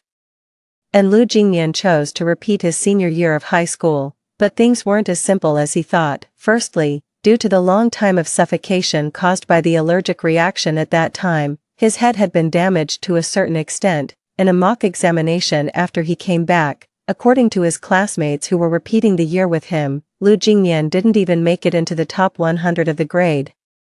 Secondly, Song Shuyao's child was born. This matter could no longer be hidden. Lu Jingyan's parents hated Song Shuyao to the core. They thought it was her who had ruined their precious son. They didn't show her any kindness at all, and Song Shuyao's family had been looking for her. As a result, they found that she had already given birth to a child. Her father was so angry that he almost fainted on the spot. Lu Jingyan was tired of dealing with these trivial matters every day. I was so happy that I did experiments for half a month in a row. I wanted to graduate early. I wanted to obtain the resources and achievements of my previous life as quickly as possible, and these things were actually more manageable for me than high school knowledge. 11. When I just finished my first semester of my freshman year of college, Lu Jingyan was already on the verge of dropping out of school. His mother complained to my mother every day about what to do with this son in the future. Since I'm so considerate, of course, I have to help them. I introduced the best assisted reproductive doctor in City B to his mother. She was my senior sister from the same department. Lu Jingyan's mother actually always wanted to have a second child, but she had damaged her body when giving birth to Lu Jingyan and could no longer get pregnant. Finally, due to the various gaps in school and all the trivial matters at home, Lu Jingyan gave up his studies before even insisting on taking the college entrance examination this time. Song Shuyao's family no longer cared about her. Lu Jingyan threatened his parents in various ways to take care of Song Shuyao. Until the news came that his mother was pregnant with a second child, he completely broke down. He made a huge scene at home, throwing tantrums like a madman. After being beaten up by his father and pinned to the ground, he finally calmed down. He chose to find a job outside. Without an education and not as smart as he was in his previous life, he finally decided to work in a factory, while Song Shuyao took care of the child at home. To be honest, it seemed like he was already in a very miserable state, but every time I thought of the scene in my previous life when I was cut open with a sharp knife, I wished I could skin him and draw out his bones. However, since he wasn't causing any trouble now, I didn't have any other way. Until Li Yan and Xiechen came to play with me. Xiechen invited us to a bar to relax. At first, both Li Yan and I wanted to refuse, but Li Yan thought that I was always buried in the laboratory all day long, so she finally changed her mind and dragged me to go with them. The lights were flashing, and young boys and girls were swaying their waists. The strong rhythm of the music surrounded us. The drunken person swaying in front of me seemed to turn into Song Shuyao. Something flashed by, and I couldn't quite grasp it, until a pair of young girls next to us, the long-haired one asked the short-haired one, "Do you really not remember whose it is?" Suddenly, my mind cleared. Yes, from the time I reunited with Lu Jingyan until we got married, it was several years in total. A person as cautious as him, how could he have gotten someone pregnant in high school? Moreover, considering my previous relationship with Song Shuyao, I knew most of her love affairs. This was also the reason why in my previous life, I never thought she would be with Lu Jingyan. Because she always had a steady boyfriend. I was so blinded by one small thing that I couldn't see the whole picture, but I wasn't completely sure. After all, Song Shuyao wasn't that crazy, was she? Thinking like this, I quickly left the bar and contacted a private detective that night. When the first spring snow fell in City B, I finally got the news. Before Song Shuyao was with Lu Jingyan, she had a rich second-generation boyfriend who was engaged in real estate business locally. But their relationship was very secret, and most importantly, there were signs that they were rekindling their old relationship. This made things interesting. 12. On an ordinary night, Lu Jingyan's co-worker dragged him to a bar to relax. He was originally going to go home to take care of the child, but he couldn't resist the enthusiasm of his co-worker. His life was very tight, but he still wanted to be a good husband and father. That night, instead of relaxing, he was asked to put on his work uniform temporarily and work part-time at a booth, pouring drinks for customers. However, before he even walked over, he saw his wife actively kissing a man. He was about to rush over, but then he heard his wife say softly and wistfully, "Yuan, are you still angry with me? You ignored me at that time, and I was pregnant. Both I and the child needed someone to take care of us." Lu Jingyan felt as if his world had suddenly collapsed. It took him a great deal of willpower to suppress the urge to rush over and question those two adulterers. He took off his work uniform and returned alone to the dirty and chaotic urban village. He kept thinking about how he had ended up in this situation. When was it? The day he found out that Song Shuyao was pregnant? Or when he perfunctorily treated the recommended competition? Or the kiss that completely ruined his college entrance examination day in his life? Or was it his parents who suddenly became obsessed with having a second child when they were middle-aged? He felt that all the accidents and strange and absurd things were closing in on him, like wave after wave of billows, leaving him with no strength to resist, until he completely fell to the bottom. He bought a lot of wine. This was the most expensive wine he had drunk in the past 2 years. Previously, when he was very sad, he couldn't even drown his sorrows in wine. One reason was that cheap wine tasted terrible and made his head hurt after drinking. The other reason was that Song Shuyao hated the smell of wine. He really loved her deeply. Once upon a time, he thought she was so vivid, like a sudden burst of light in his dull world, but now he realized that this might not be light, but a suffocating abyss. Step by step, he became her sacrificial victim. She enjoyed his life without any burden. 13.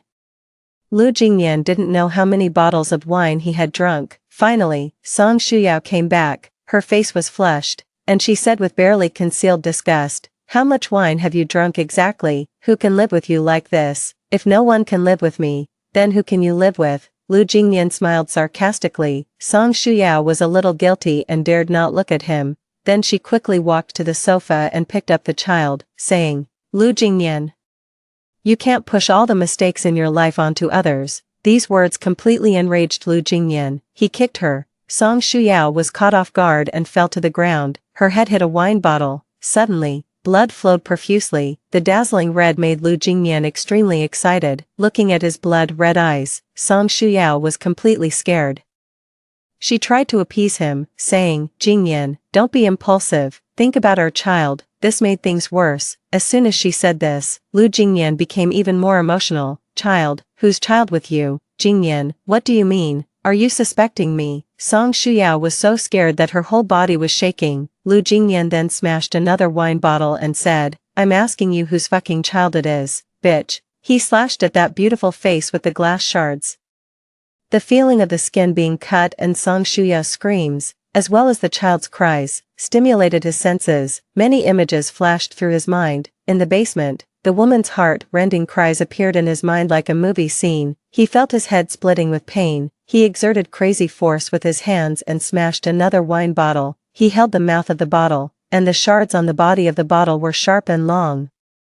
Song Shuyao was so frightened that her breathing was uneven. Looking at her flat abdomen, in that instant, he stabbed it hard. This action was so familiar, as if he had done it before. It was only when the neighbor knocked on the door that he woke up. Looking at Song Shuyao, who was like a bloody person beneath him, he hurriedly let go of the glass shards in his hand. Then he jumped out of the window on the 3rd floor and ran away. Fortunately, there was a motorcycle downstairs that Song Shuyao used for transportation. The night was a good cover. He fled the city like a rat crossing the street. 14. I learned about the subsequent events from the detective. Song Shuyao was completely disfigured and also lost her fertility. That rich second generation, Qin Yuan, didn't recognize the child at all. She had no choice but to cover her face and do some street cleaning work to support the child, and Lu Jingyan disappeared. Just one sudden afternoon, I suddenly received a strange call. "Qin Yuan, are you satisfied with your revenge? You've completely ruined my life. Are you happy now?" I quickly realized that it was Lu Jingyan. "How can you say that I'm taking revenge on you? This is to fulfill you. Why did you disappear? What about your lover and child?" "Shut up, bitch, I won't let you go." "Funny, how won't you let me go? A disgusting and revolting bug like you. Do you even deserve to compare with me?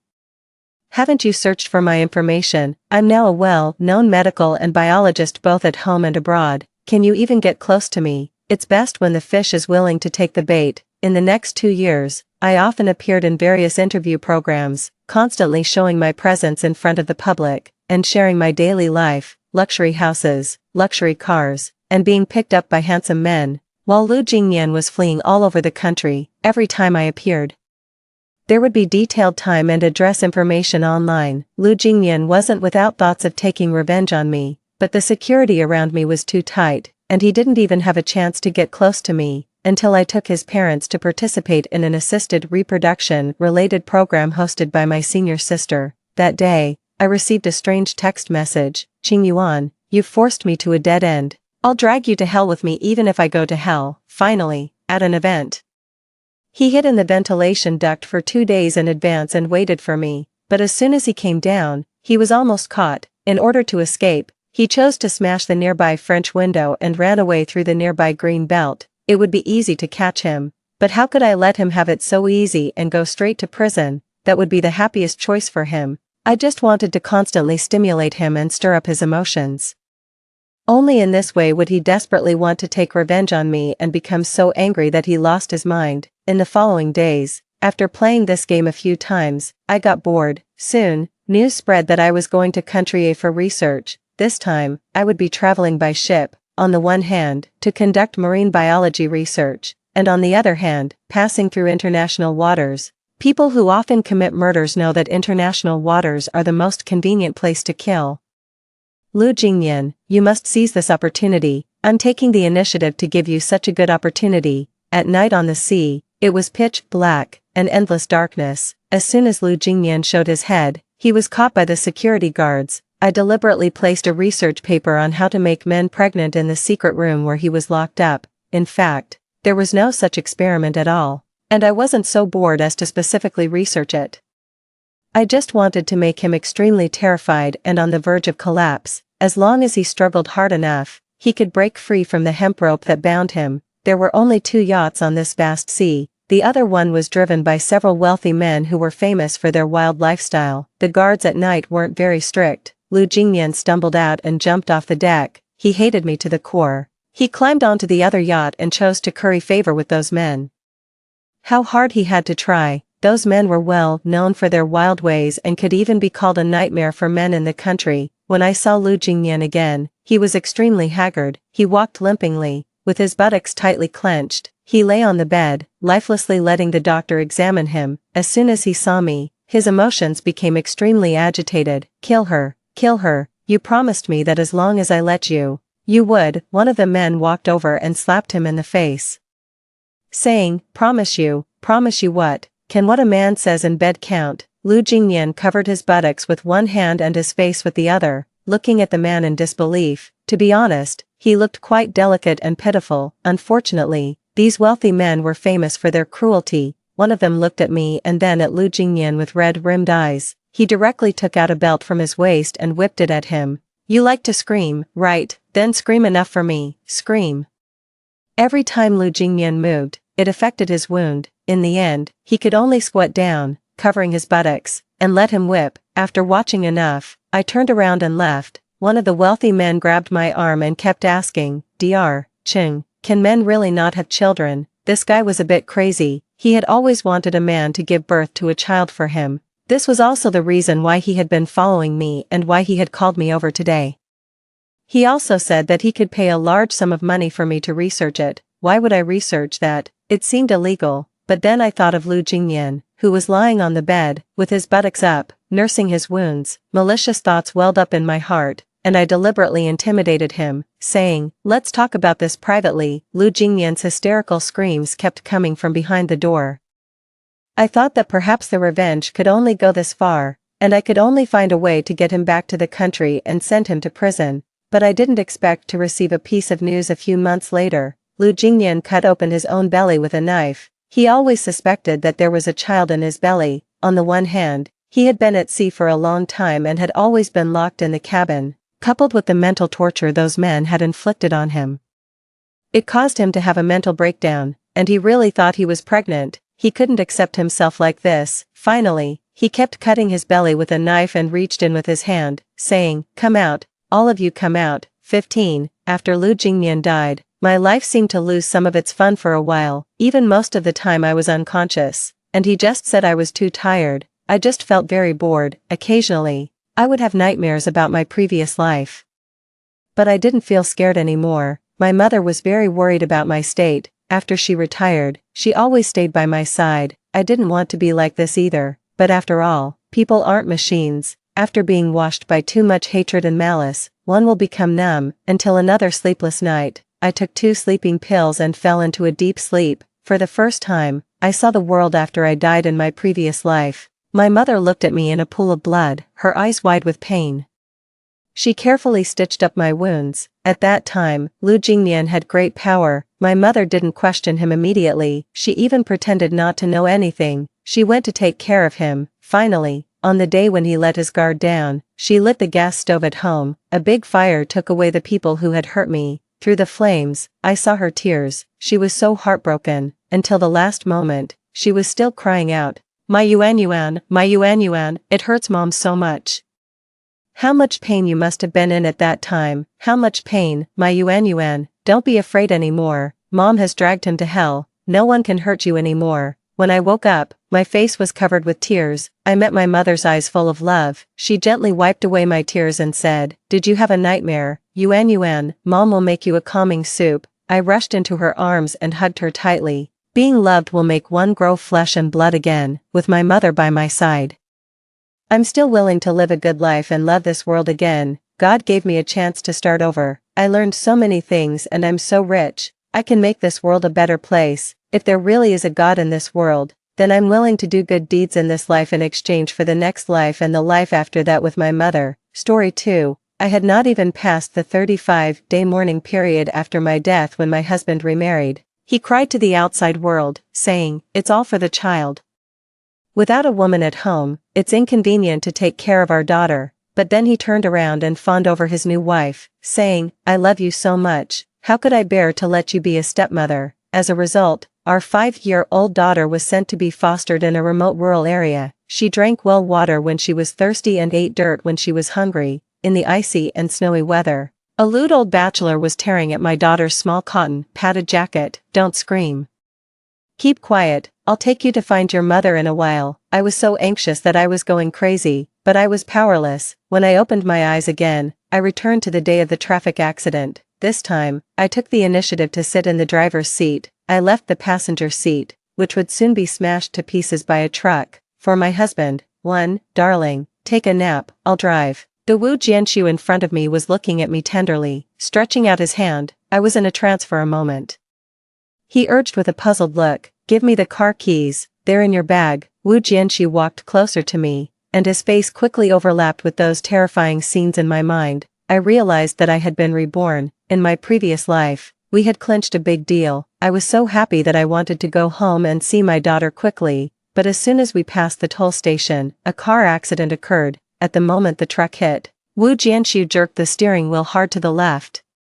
He turned the passenger seat towards the truck, and the stupid me subconsciously reached out my hand to protect him. The result was that I died, and he lived a carefree life. I took out the car keys from my bag and held them tightly in my hand. "It's okay, honey, you have a rest, I'll drive today." 2. Wu Jianshu stood there, looking at me suspiciously. "You don't like driving the most, let me do it. I don't trust your driving skills." I ignored him and walked straight towards the driver's cab. He didn't know that I was a good driver. I didn't like driving, but it didn't mean I couldn't. After hesitating for a while, he opened the door of the passenger seat and got in. "Honey, drive slowly, don't use cruise control. I'm afraid you won't be able to react in case of an emergency." I suddenly wanted to tease him. "What if we have a car accident? Bah, bah, bah. Can you say something auspicious? I mean, what if I die? You'll remarry soon for sure." "Absolutely not, if you leave.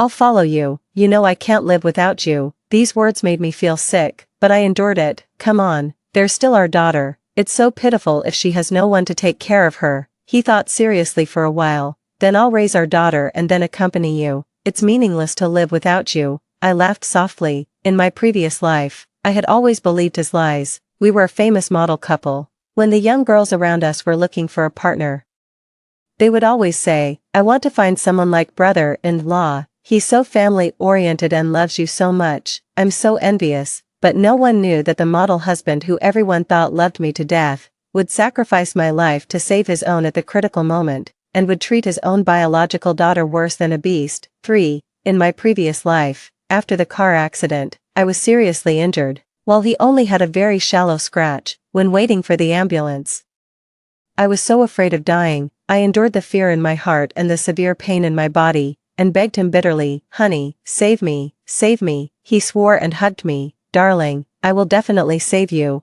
I'll sell everything to save you. After that, I lost consciousness, but my soul body lingered around my body all the time. I heard the doctor say that as long as I persisted in treatment, I had a chance to recover. But the cost would be very high, if the conditions allowed.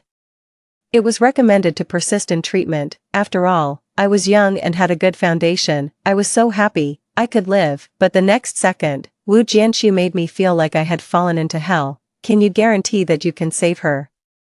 What if we lose both money and the person? The doctor frowned and explained, we can't guarantee 100% successful treatment. We can only say that the probability of recovering to the point of being able to take care of oneself is still very high. He sneered, take care of oneself. What does that mean? With sequelae, you hospitals just want to cheat the common people's money. She's already so seriously injured. Even if she's saved, she'll become a vegetable or be paralyzed in bed.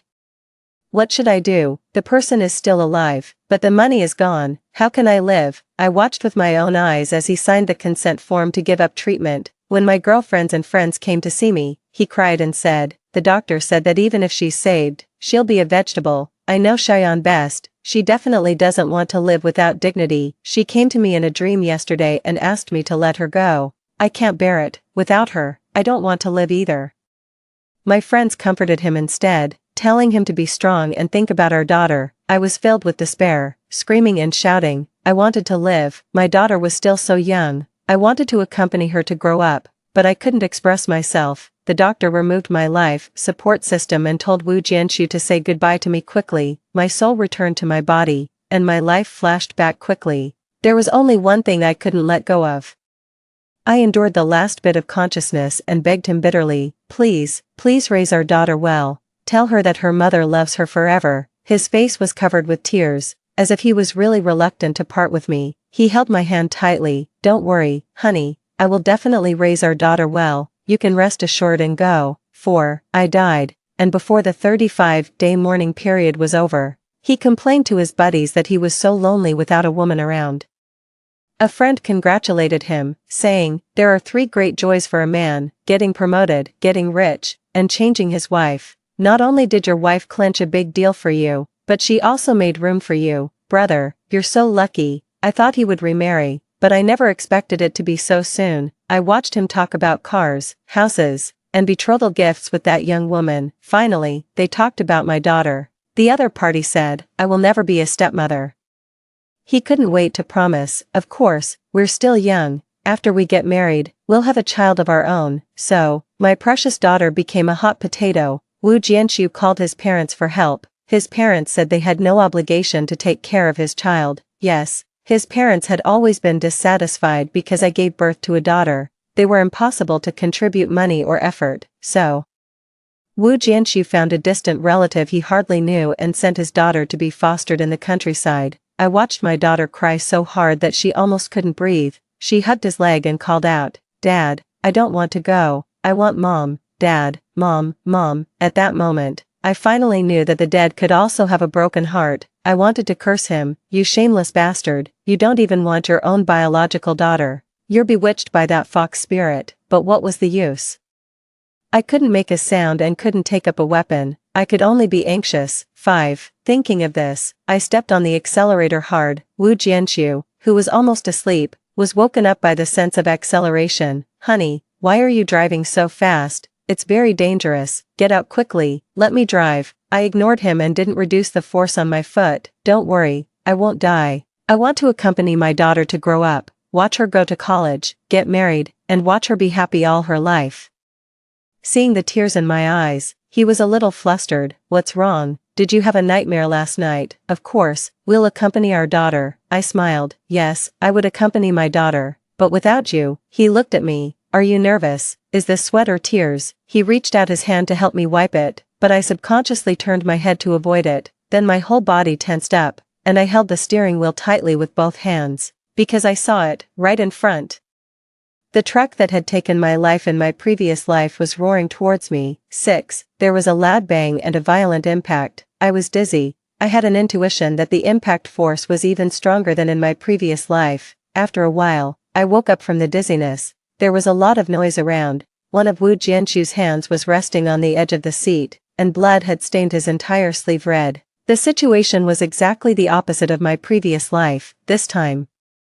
He was lying on the ambulance with blood all over his face, he was moaning softly through his teeth, I couldn't hear clearly, but from his lip shape, I knew he was saying, "Honey, save me." I held his hand tightly and pretended to be very anxious in front of the nurse. "Honey, hold on, I will save you no matter what." I lowered my head, pressed my face against his, and whispered in his ear, "I won't let you die. I'll make you wish you were dead." After arriving at the hospital, the traffic police quickly found me. When investigating the accident in my previous life, the police were also very puzzled. The subconscious reaction of most people is to turn the steering wheel to the right. If you turn the steering wheel to the right, maybe nothing will happen. Yes, in my previous life, if he had turned the steering wheel to the right, I wouldn't have died. But the probability of him getting injured would have been greater. It can only be said that people are all selfish.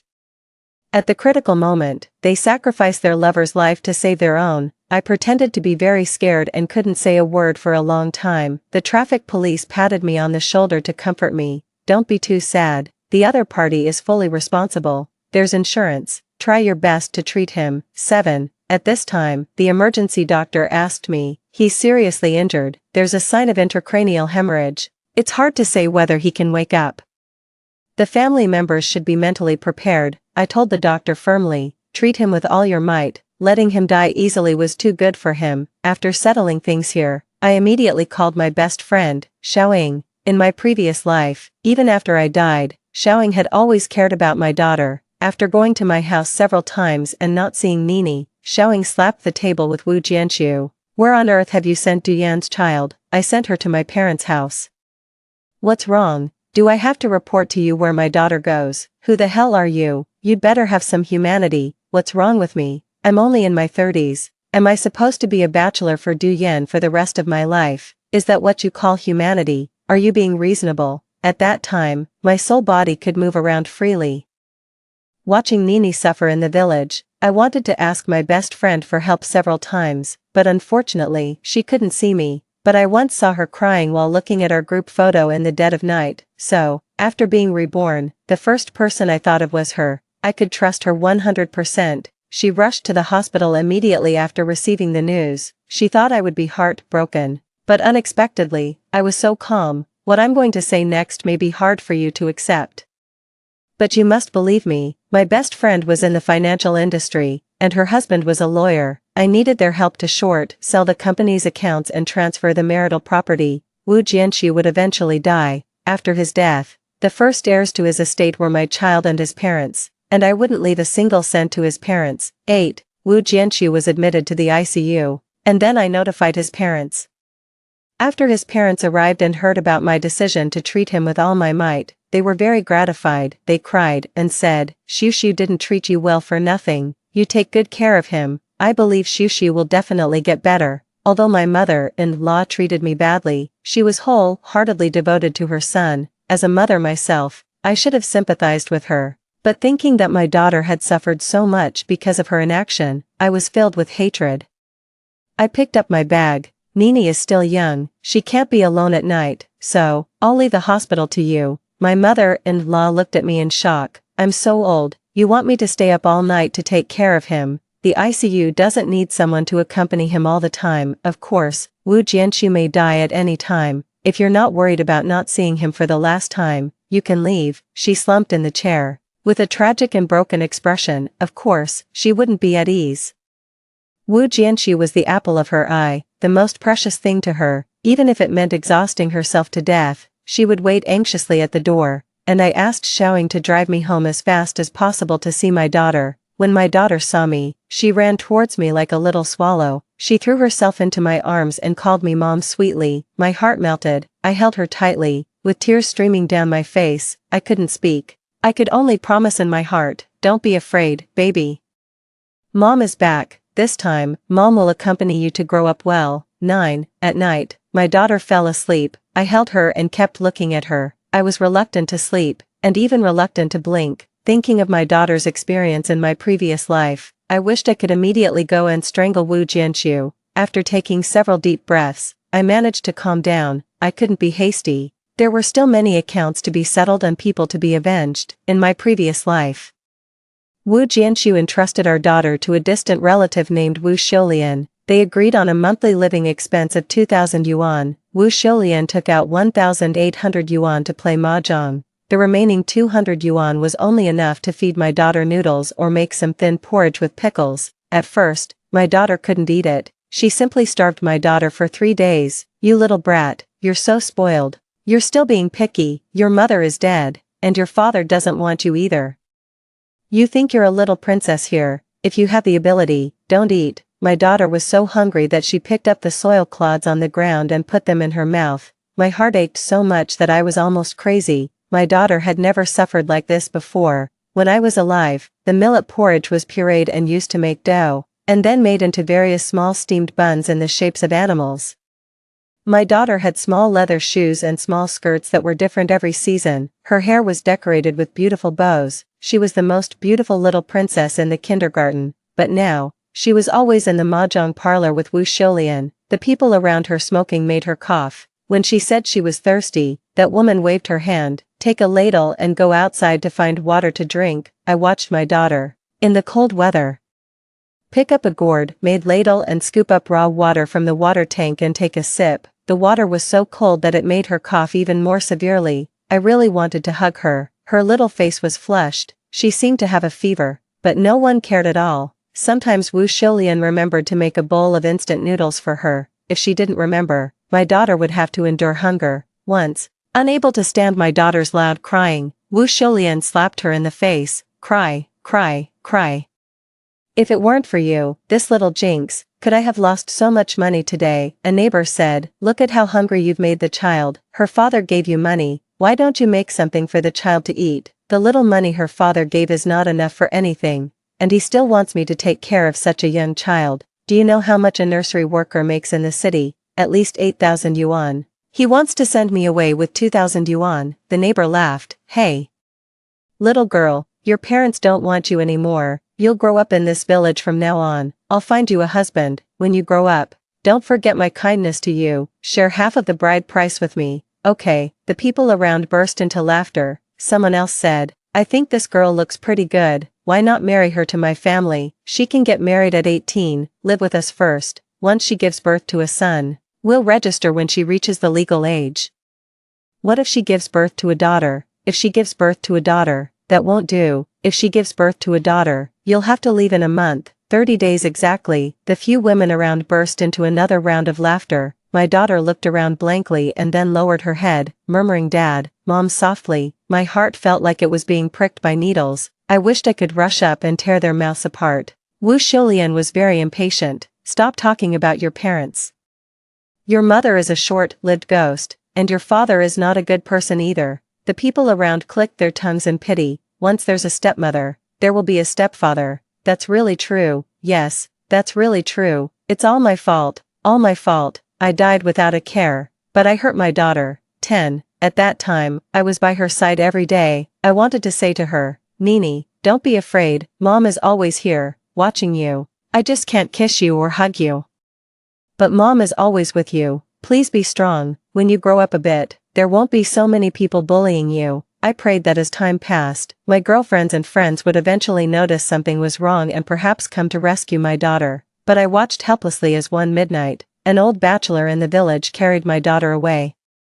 My daughter struggled and screamed. He covered her mouth with his hand. "Girl, don't scream, your mother is right over there. As long as you keep quiet, I'll take you to find her." My daughter stopped screaming. The old bachelor was tearing at my daughter's small cotton padded jacket, and she didn't make a sound. I knew she missed her mother. I knew how much she missed me. The look of expectation in her eyes burned through me. I wanted to shout, scream, "Baby, call for help, let go.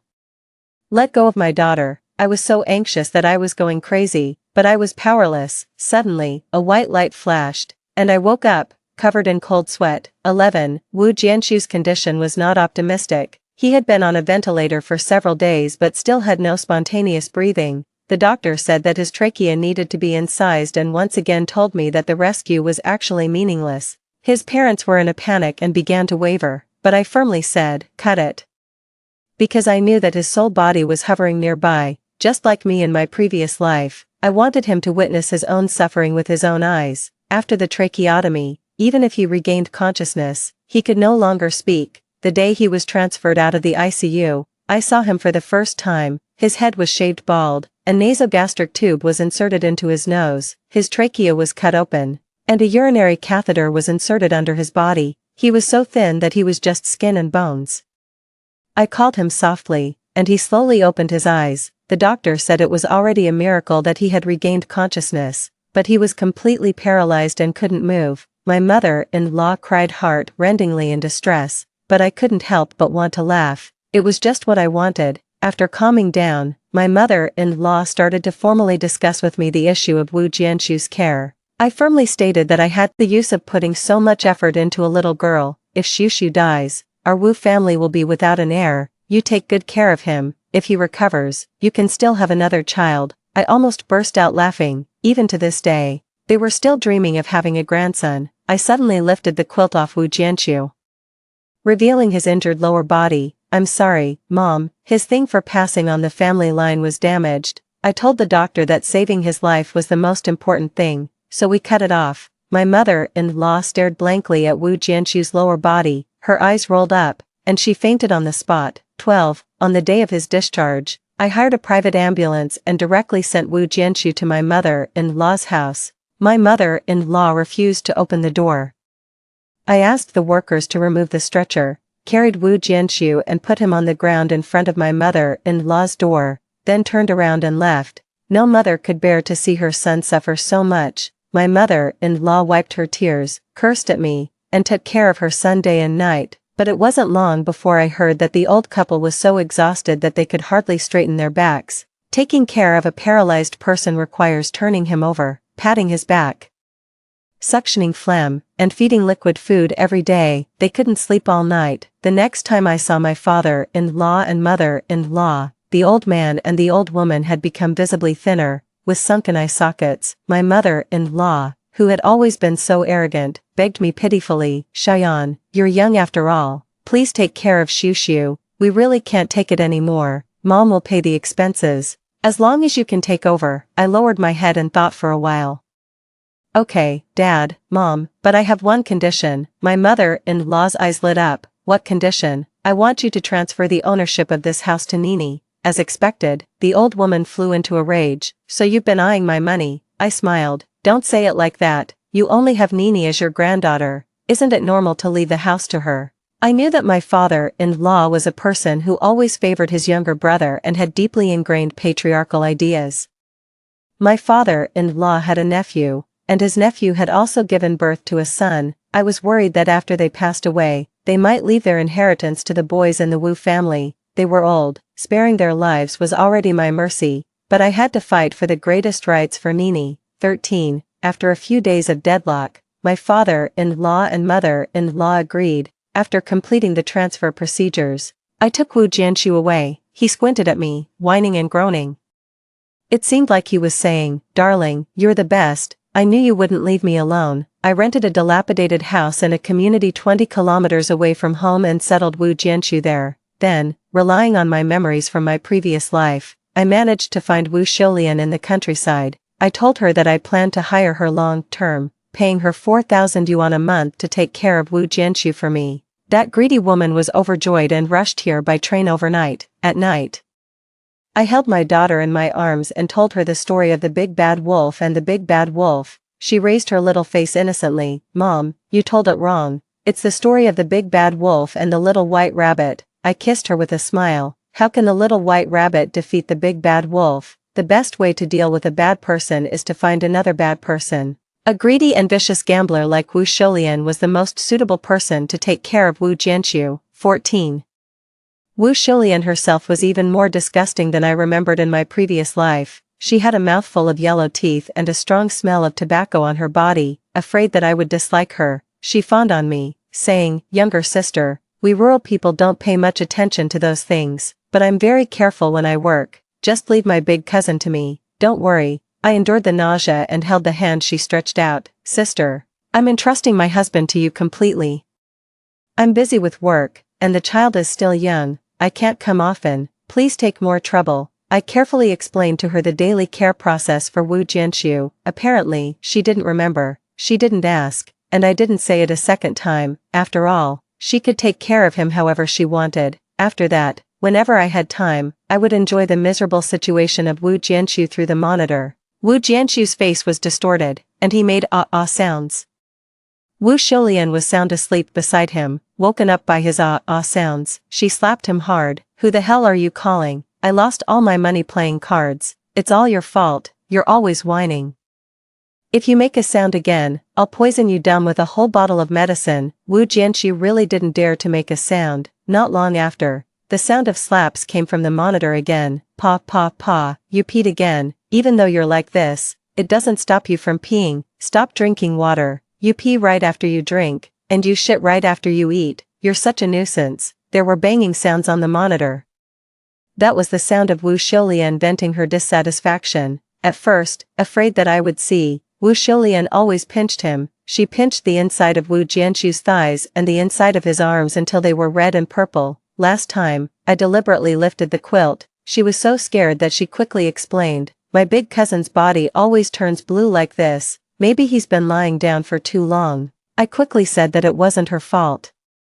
It was normal for bed-ridden patients to have some problems. I could understand. 15. Because of my indulgence, Wu Shoulian became even more unscrupulous. Sometimes I even wanted to applaud her. She was really ruthless. When she didn't want to clean up the excrement and urine, she wouldn't give Wu Jianqiu anything to eat or drink. In 2 days, Wu Jianqiu was dehydrated and on the verge of death. I quickly went there once. After all, it wouldn't be fun if he died too quickly. Wu Shoulian was lazy and played online mahjong all day long. She didn't turn Wu Jianqiu over. In less than a week, Wu Jianqiu developed bedsores. Wu Jianqiu was in so much pain that he howled through the incised trachea. His voice was distorted and filled with anger. This only brought him another round of slaps, but after all, I'm a kind-hearted person. I went there again to bring some medicine for Wu Jianqiu. Looking at Wu Jianqiu's emaciated face, I called out to him, honey, when will you get better? I'm almost at the end of my rope. Wu Jianqiu's face was distorted, and tears welled up in his eyes and fell in strings. He looked so pitiful. I endured the nausea and got close to him. After all, Wu Shoulian hadn't bathed him for a month. The excrement and urine on his body mixed together, giving off a stench. Honey, does the bedsores feel good? Now it's only grade 2, not painful enough. It's said that this disease will rot to the bone and make people want to commit suicide. But I can't bear to let you die. You haven't suffered enough yet. After saying that, I left. During this period, my mother-in-law went to see Wu Jianqiu twice. When she saw her son's miserable state, she fainted directly. She rushed to my company to argue with me. Du Yan, you're really heartless. How could you let Wu Shoulian take care of Xiu? She's a well-known scoundrel among our relatives. She's lazy, greedy, and cunning. How could she treat Xiu well? I looked at her coldly. So she knew that Wu Shoulian was unreliable, but she let Wu Jianqiu send my daughter into the fire pit. So what could I say today? One word, deserved. Before she could say anything else, I suggested, Mom, since you're so distressed about Xiu, why don't you take him back and take care of him yourself? You know, I really don't have the energy. Hiring a nanny to take care of him is already the limit of my kindness. My mother-in-law trembled and couldn't say a word. She came less and less often. Maybe it was out of sight, out of mind, or maybe, as the rumor said, she had depression. I really didn't have the time to find out, because I had more important things to do. 16. On the weekend, I wore a brand-name casual outfit and came to an internet cafe. Xiaoying gave me the information that Wu Jianqiu's few good-for-nothing friends often came here recently. As soon as I entered the door, I saw him, Chen Yang, in my previous life. It was he who introduced that woman to Wu Jianqiu and also fanned the flames to persuade Wu Jianqiu to send Nini away. Brother Su, Xiaotao is so nice. If you miss her, you won't be able to find someone like her again. Can you let a big girl be a stepmother? Then you can find a divorced woman. Both of them have children and live together. Don't dislike each other. Seeing that Wu Jianqiu was wavering, he continued to incite him. It's just a daughter. Let Xiaotao give you another one. Have a son. My brother Su is so amazing. He'll definitely get her pregnant in one go. You have to have your own child to have a stable family. The stupid Wu Jianqiu actually believed it and treated that woman like a treasure. In fact, he became a cheap father. Chen Yang and Xiaotao had long been having an affair, but both of them were idle and couldn't even support themselves. Fortunately, Wu Jianxu became the sucker, so he was also to blame for harming my daughter. How could I let him go? 17.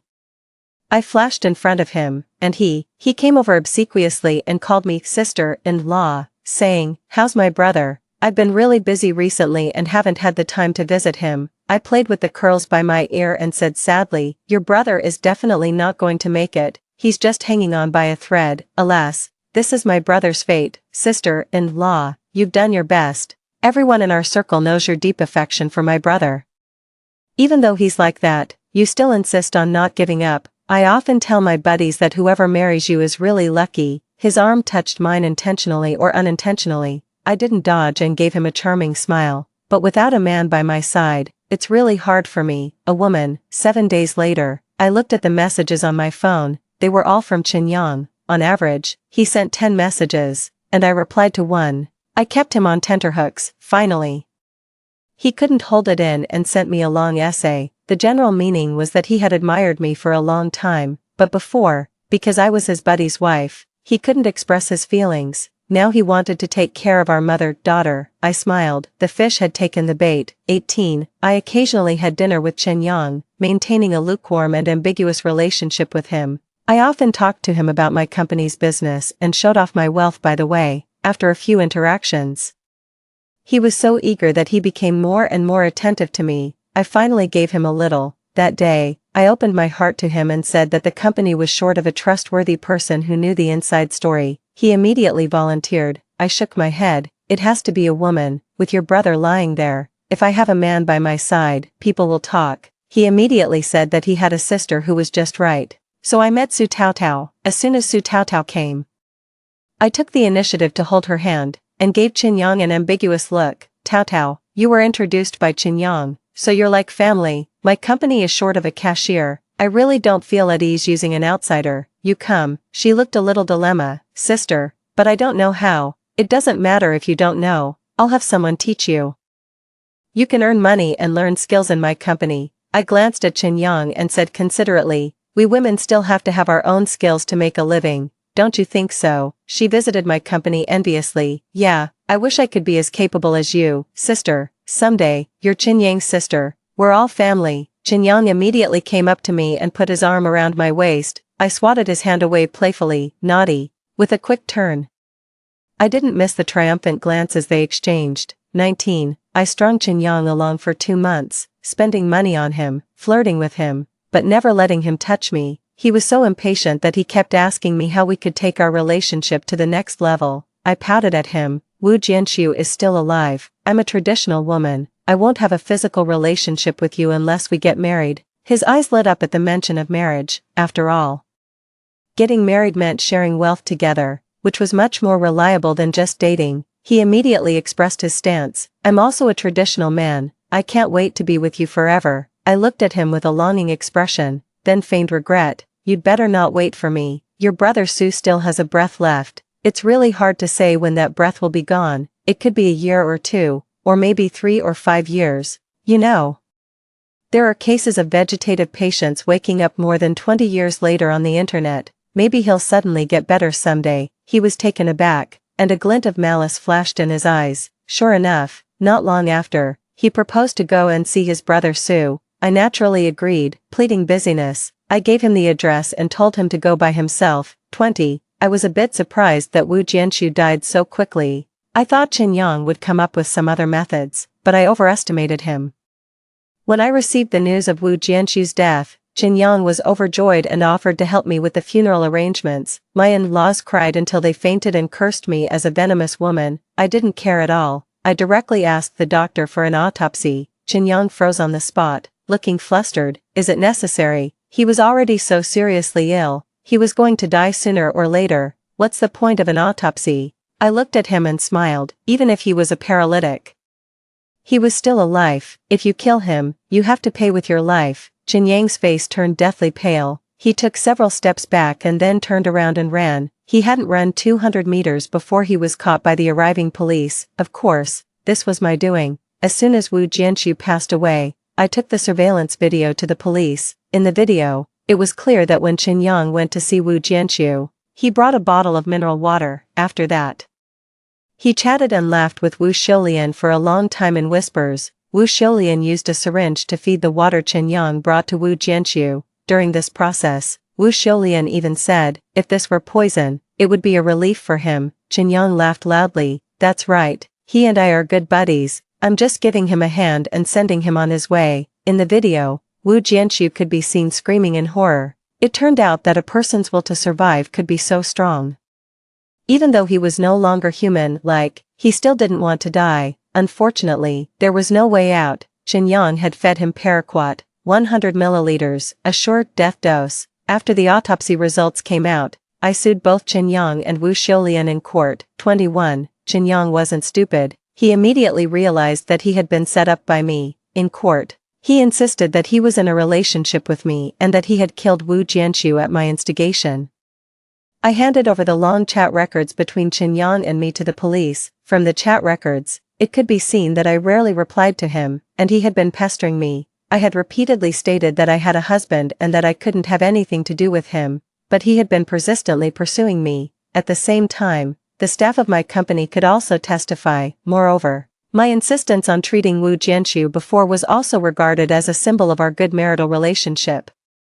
All the ambiguous words I had said to him were spoken secretly when only the two of us were together. He had no evidence. I never expected that my father-in-law and mother-in-law would stand up as witnesses in court. They testified against me for abusing Wu Jianxiu. This bitch must have someone else outside. She abused my son and asked us for the house. She's not a good person. I just looked at them innocently. I presented Wu Jianxiu's WeChat chat records to the judge. In the records, there were all kinds of scolding from my mother-in-law towards me. Right after I gave birth, my mother-in-law said, I asked a fortune teller about Du Yan. The master said that with a table-sized family, she needs to give birth to 4 daughters before she can have a son. You should divorce her quickly. When the child was less than 100 days old, she's had enough rest. The Zhang family's daughter-in-law had 2 sons in 3 years, both boys. Du Yan thinks she's a princess. Why doesn't she hurry up and give the Wu family a son? Your wife is greedy and lazy. When I went there, she only cooked 6 dishes for me. Doesn't she know that 8 means prosperity and 10 means perfection? She has no manners. Son, if you really don't want to divorce, Mom will find you a woman who can give birth to a son. After she gives birth, bring the child back to raise. If Du Yan dares to say no, kick her out. The judge frowned while reading. And my mother-in-law's face turned green and white. Actually, I had seen these records a long time ago, but at that time, Wu Jianxiu and I had a good relationship. For the harmony of the family, I endured it all. Now that the old woman was actually accusing me, it was just the right time to let everyone see her true face. After Wu Jianxiu was cremated, the old woman held on to her last bit of strength and fought me for the ashes. She wanted to send Wu Jianxiu to the family cemetery to be laid to rest. When I heard this, I wasn't too happy. Why should he be laid to rest in peace? I directly lifted the lid and poured the ashes into the trash can of a roadside restaurant. Let the stray dogs in this area get some calcium supplements. It could be considered his merit. The old woman was like a deflated balloon. She slumped by the trash can, shedding tears as she picked up the ashes bit by bit. I suddenly felt a bit sorry for her.